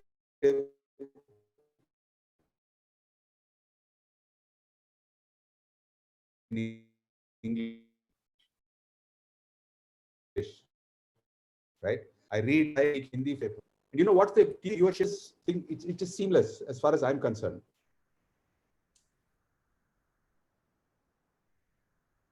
Am I on? Are you able to hear? Yes, we are losing your connection. I think, yeah, sound is breaking. Yeah, I got it back. Yeah, now let me also come back and come on one comment that you observed. Most manufacturing industries do not support socially their workers because they don't have money to pay even their salaries, let alone their PF and ESI. This is a fact of life. So unless we make these units productive, you can't expect the government to go on supporting PF. Yes, the Contract Labor Act is a great act. I think it is working very well. But what about the people who do not have a contract and do not get ESI, PF, or even their basic wages on time? So my own argument, if there's a transformation, is let's get the guys who have to pay for the social security. And after all, education is funded by the government. I keep telling people when I was in IIT, the government is it's costing the government 7.5 to 10 lakh of rupees in those years to put us through 1 year of IIT. So if they spend 45, 50 lakhs on an undergraduate program, you have to put it back. But our industries, 90% of our industries are not capable of doing it. So if you expect the government to do it and provide development and provide infrastructure and provide surpluses, it's not going to happen in our lifetimes. At least my leg, one is across there. So I'm not sure how long it take to drag it over, but it's not going to happen. All right, next question. Anybody from the audience? Sir, can I put a question? Of course. Sir, it is to Professor Pandey. She was telling about a big push as Capex in this budget.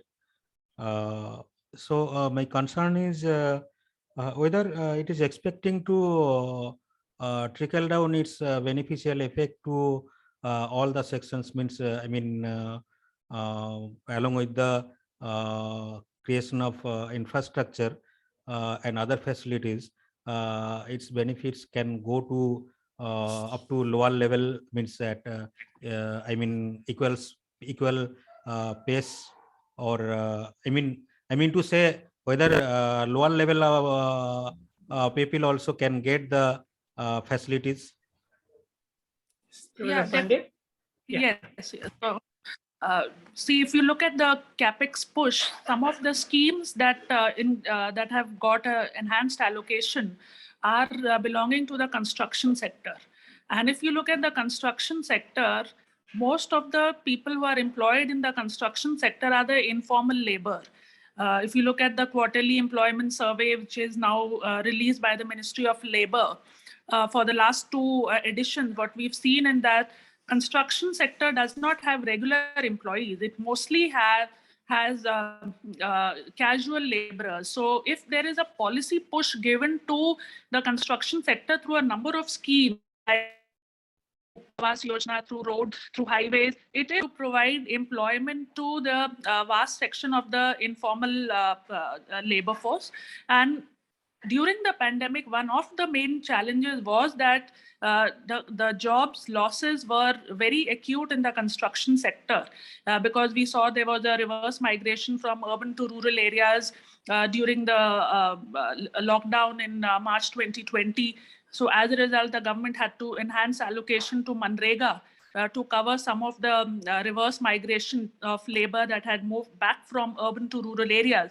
So in order to address those inequalities and to address that problem of trickle down to the informal workforce, I think the allocation towards construction sector within the infra.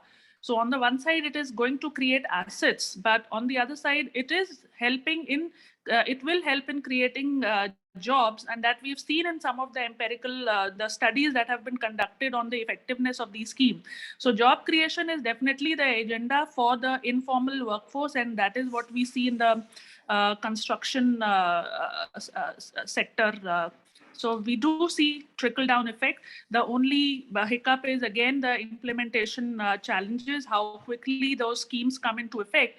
But given that it's a public sector Capex push, we should see all the challenges quickly taken care of so that the production activity, construction activity can kickstart and can start providing employment. Again, as I pointed out in my presentation, that these sectors have forward and backward linkages. So it will also affect the other industries that are supplying inputs and raw materials to the sectors, and will help in generation of employment and will lead to increase in consumption. So one approach could have been to provide some cash handouts in the hands of people, but that would not have led to that would have only given a one-time short-term increase in income. To ensure that there is a medium-term sustainable rise in demand and income, I think this is a better approach to augment the incomes of people. Thank you. Okay, Professor Mandal, the last year's survey, economic survey, also had an excellent graph that said that the basic necessities as they defined it are being more evenly spread through Ujjwala scheme, electrifying villages, and others. And so that in that sense, the inequalities in availability of basic amenities needed for empowerment that Professor Pandey just talked about, those inequalities are declining in India quite significantly. So you should be thinking of inequalities in a very multi-dimensional way as well. Okay, next question. Professor Mukul, I just have a point of view here. See, when you're looking at a quick one, please. Transformation. Pardon? When we are looking at transformation, why are we still looking at trickle down? Why don't we look at a dynamic flow of incomes and wealth upstream to downstream? Isn't that transformative? What we are doing with the command and control type of economy and trickling down is a very traditional mindset. We ought to be more dynamic about it. And whether this budget is more dynamic, what the impact of this capital investment into the ground is going to be, I believe 2022 and 2023, I'm telling my customers, get ready for a sort of growth that you're not going to see. Just this morning, I was with a customer, Black & Decker, the tool maker, wants to transfer 1 billion screws from China to India. 1 billion. This guy does not say, I don't have the capacity. What do I want to do? That's the order of magnitude. That will be a dynamic flow and not a trickle down. We should not look at trickle down. We should look at something that's a forced flow, a dynamic flow that goes downstream very fast. Thank you, Ram. Any other question? How many minutes we have left for this event? So we can go for a way forward round, a small way forward round from everyone. All right. Shall I make my comments on the budget last or now? Sir, as you deem fit. Okay. Why don't we give everybody 2 minutes to say the way forward? So that will be about 8 to 10 minutes. And I will have 3 to 4 minutes for my budget comments to end. So can we take the same order that we started with? And please be brief. Yeah, so just on the conclusion side, what I think is that, one of the major challenge going forward is how the debt of the central government and of the general government would be addressed. So towards that, some of the steps that now need to be taken is that whatever impediments are there towards improving the bond markets and to ensure that Indian bonds are included in the global bond indices, so that we have more investors, that would reduce the cost of borrowings for the government. That should be now the next step, given that we have laid down the roadmap for fiscal consolidation and our fiscal trajectory for the next 4-5 years. So now the next step should be to ensure that there is a more reduced cost of borrowing by diversifying the investor base and by diversifying the portfolio of bonds. Another important, significant, noteworthy development that has happened is that government has talked about issuance of green bonds in this year's budget. So it needs to be seen that out of the net borrowing of around 11.6 lakh crore, what is going to be the proportion of green bonds, because it's going to be linked to the climate finance activities. So higher proportion of green bonds would again attract more new kinds of investors, like the ESG investors, the pension funds of other countries that are mostly interested in these kind of financing activities. And the last point that I would talk about is there were some efforts made towards privatization and disinvestments in the last year's budget. And there are concerns that whether the government still wants to go ahead with those initiatives or not. So I think there needs to be some clarity on whether government wants to pursue the bank privatization that they introduced in the last year's budget or not. Thank you. Thank you very much. Very succinct and very critical points. Okay. Who is, I think, Professor Reddy? I am Amarender Reddy. Actually, because this debate all about this transformation, still we are having a huge budget allocation for food subsidy, public distribution system and all, about 2 to 3 lakh crores together, all these things. And also fertilizer subsidy about 1 lakh crore. However, this, these are all, market distorting subsidies anyway. One is from input side, other one is output side. Probably even Government of India came out with that PM Kisan, the direct money transfer to the farmers.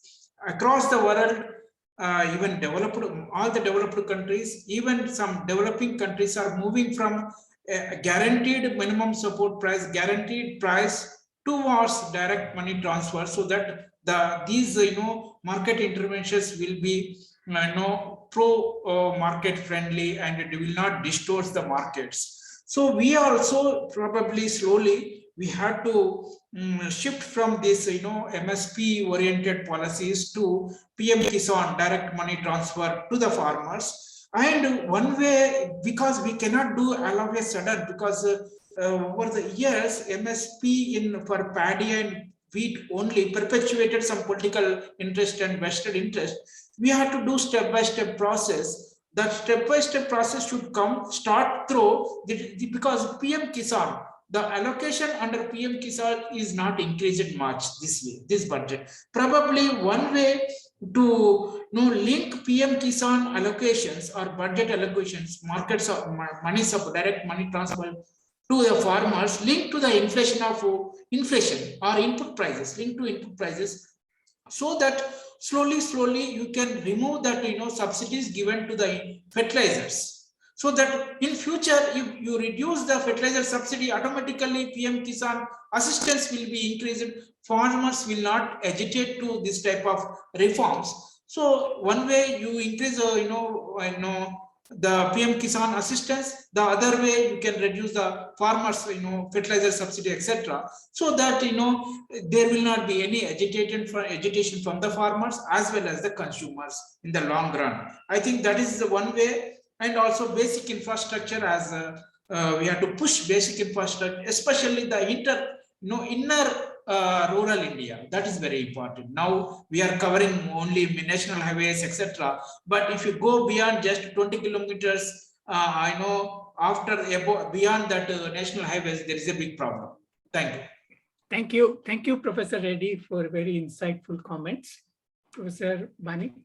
Yeah, so basically, I think I will try to stress and try to see that and hope that the middle income categories, their purchasing power, somehow the government do something to increase their purchasing power, in the sense that the government has not cut down the direct tax. So that is one of the way the critics, they are being saying that you in the event of rising price, and in particular, the government cannot do much about cutting the petrol or diesel price, because if you see the landed price, it is around 52 rupees per liter, and the highest tax bracket under GST is 28%. Now, if the government were to bring it to the GST bracket, which means right now the government, if you go to the petrol pump, they are charging like 104 or 105 rupees per liter of petrol, depending upon which states I'm talking about. So basically, government is collecting almost 100% as tax. Now, if we are asking the government to shift to bring petrol and diesel under the ambit of GST, the highest tax bracket for which is 28%, that is not possible, because the government will lose huge amount of money. Already the government has lost a lot of money in reducing the corporate tax from 30 to 22%. And after that, you have COVID. So I think somehow the government should, going forward, keep a tab on inflation, because the inflation is coming more from the supply side, So as how can government do it? Maybe reduce some of the state VAT, again, it falls under the ambit of the state government. So I think that's from my part. Thank you. Thank you very much. My understanding, Professor Banik, is that the petrol taxes are levied both by the union government and by the states. Right. So it is the two. It is not the government in the. No, so that's why I say that it also that makes it difficult. Yeah. So that's why I'm saying that it's also dependent upon the state government, because out of that 52 odd rupees, in addition to which the landed price, part of it is coming under the state VAT, part of it is coming under the central VAT, So, and they cannot bring both the state and the central, bring it down from 100% to 28%. So that was my point. Thank you very much. Ram, quick final points. If you have to look at transformation, I think the services sector and the manufacturing sector both need a relook, because even our services sector efficiency leaves a somewhat to be desired. And my own view is, first and foremost, we need a clear-cut policy, a 4-step policy. First, to establish the feasibility of these industries. Not all of them may be worthwhile surviving for the next 20 years. Next, we require, once it's viable, it's feasible, it must be viable. Then it must be credible. And it must be a reliable contributor of economic value, which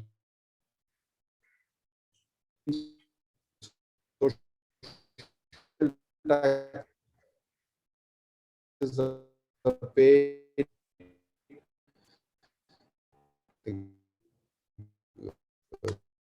The government taxes are paid, people are well rated, and people are, when you have people wages, you need a lot of, so India move from viable to reliable.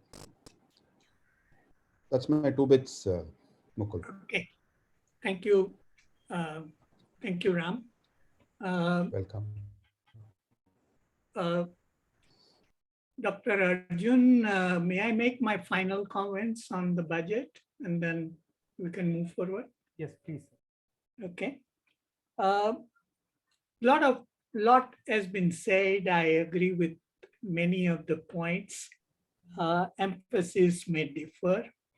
I've already indicated my views on subsidy, that progress of subsidy should be towards zero. Then it is successful because it is no longer needed. You moved away from the need for it. Professor Reddy had indicated the role of the states. States have spent more percentage of the combined union and state expenditure and get more revenue through devolution, everything of the combined. So they have the higher, but we don't have like this. Even UP, Maharashtra, Karnataka, major states, we don't have any budget analysis.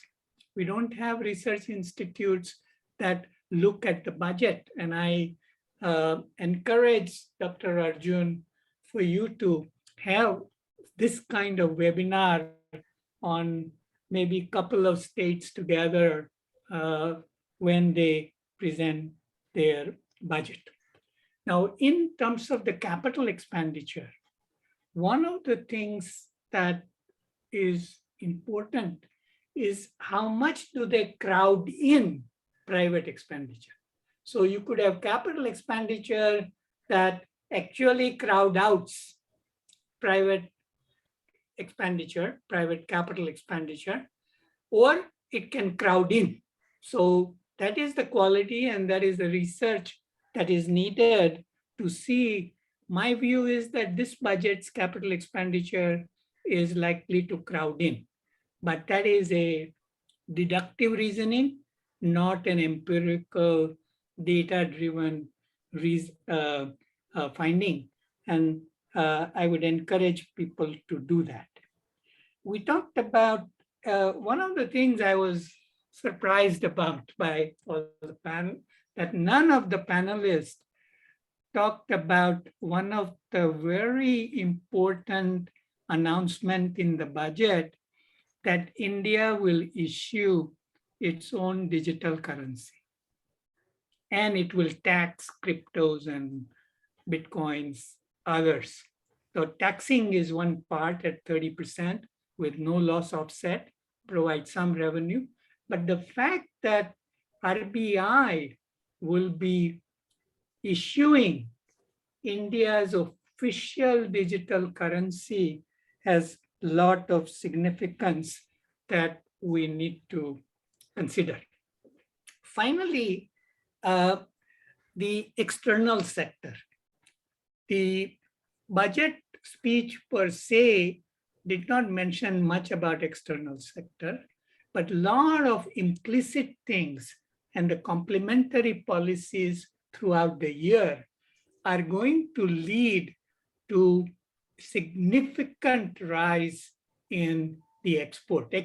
Capital expenditure and exports will be an engine of growth, 2 engines of growth that will be significant. Give you one example, 2 examples. One is that in 2020, India was the 9th largest agricultural exporter in the world. And we are likely to move up as our coastal zones development, blue economy, fisheries, others materialize, will be a major agricultural exporter. So now if we are exporting, we are providing food security through agricultural export, health security through vaccine exports and so on, and other medicines. And Next is the defense sector.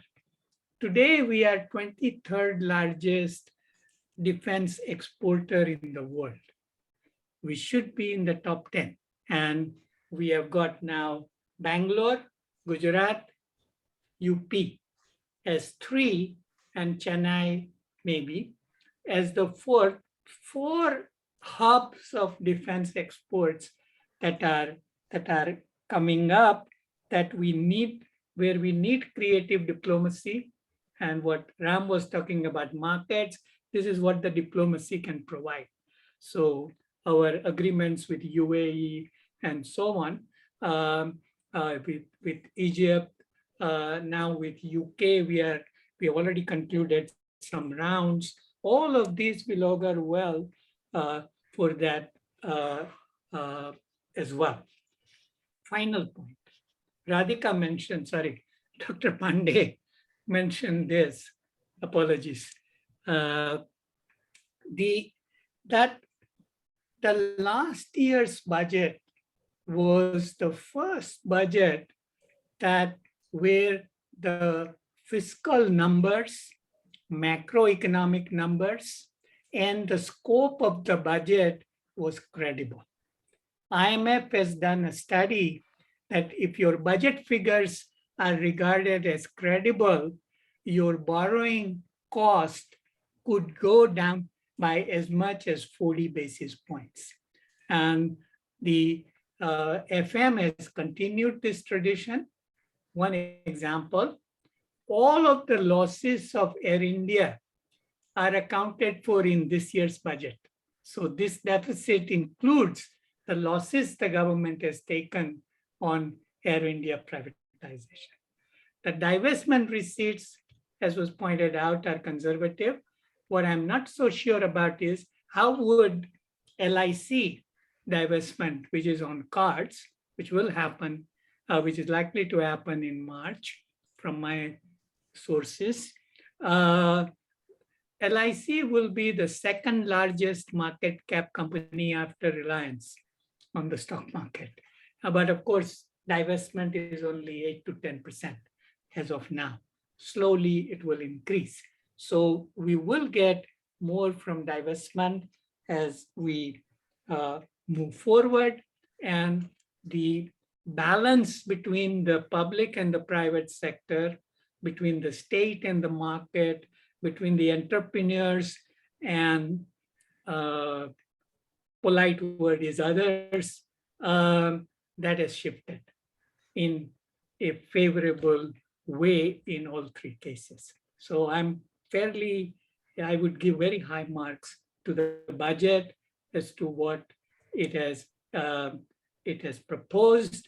And I agree that this has to be sustained, implemented, and empirical observations, monitoring and evaluation has to be constantly made. Thank you very much. Arjun? Thank you. Thank you so much, sir, for such an enriching deliberation. So to officially give the vote of thanks, now invite Mahima. Thank you, sir. As we come to the end of this very enriching and insightful deliberation on New India's Economic Transformation and Union Budget 2022-23, I, Mahima Kapoor, researcher at IMPRI, would like to formally propose a vote of thanks. On behalf of the IMPRI Center for the Study of Finance and Economics, I thank our distinguished panel for taking out the time to be with us today. We are grateful for Professor Mukul Ashar for chairing the discussion and driving it with his valuable inputs and interventions. Thank you, sir. Most welcome. Thank you, sir. We thank our panelists, Dr. A. Amarender Reddy, Professor Nilanjan Banik, Dr. Radhika Pandey, and V. Ramakrishnan for sharing their pertinent analysis and perspectives on Budget 2020. And of course, we are grateful to all our participants who joined us here on Zoom or on Facebook Live, or would be watching us later on YouTube or listening to us on our podcast. We hope that you continue to tune into future episodes of the State of the Economy #EconDialogue, as well as other #Web Policy Talks. We also invite you to join us for more of our upcoming discussions on the Union Budget 2022 in the coming days. Thank you again, and I wish you all a very good day. Thank you. Thank you. Thank you, everyone. Thank Have a you. nice day. Yeah. Thank you. Thank you. Bye.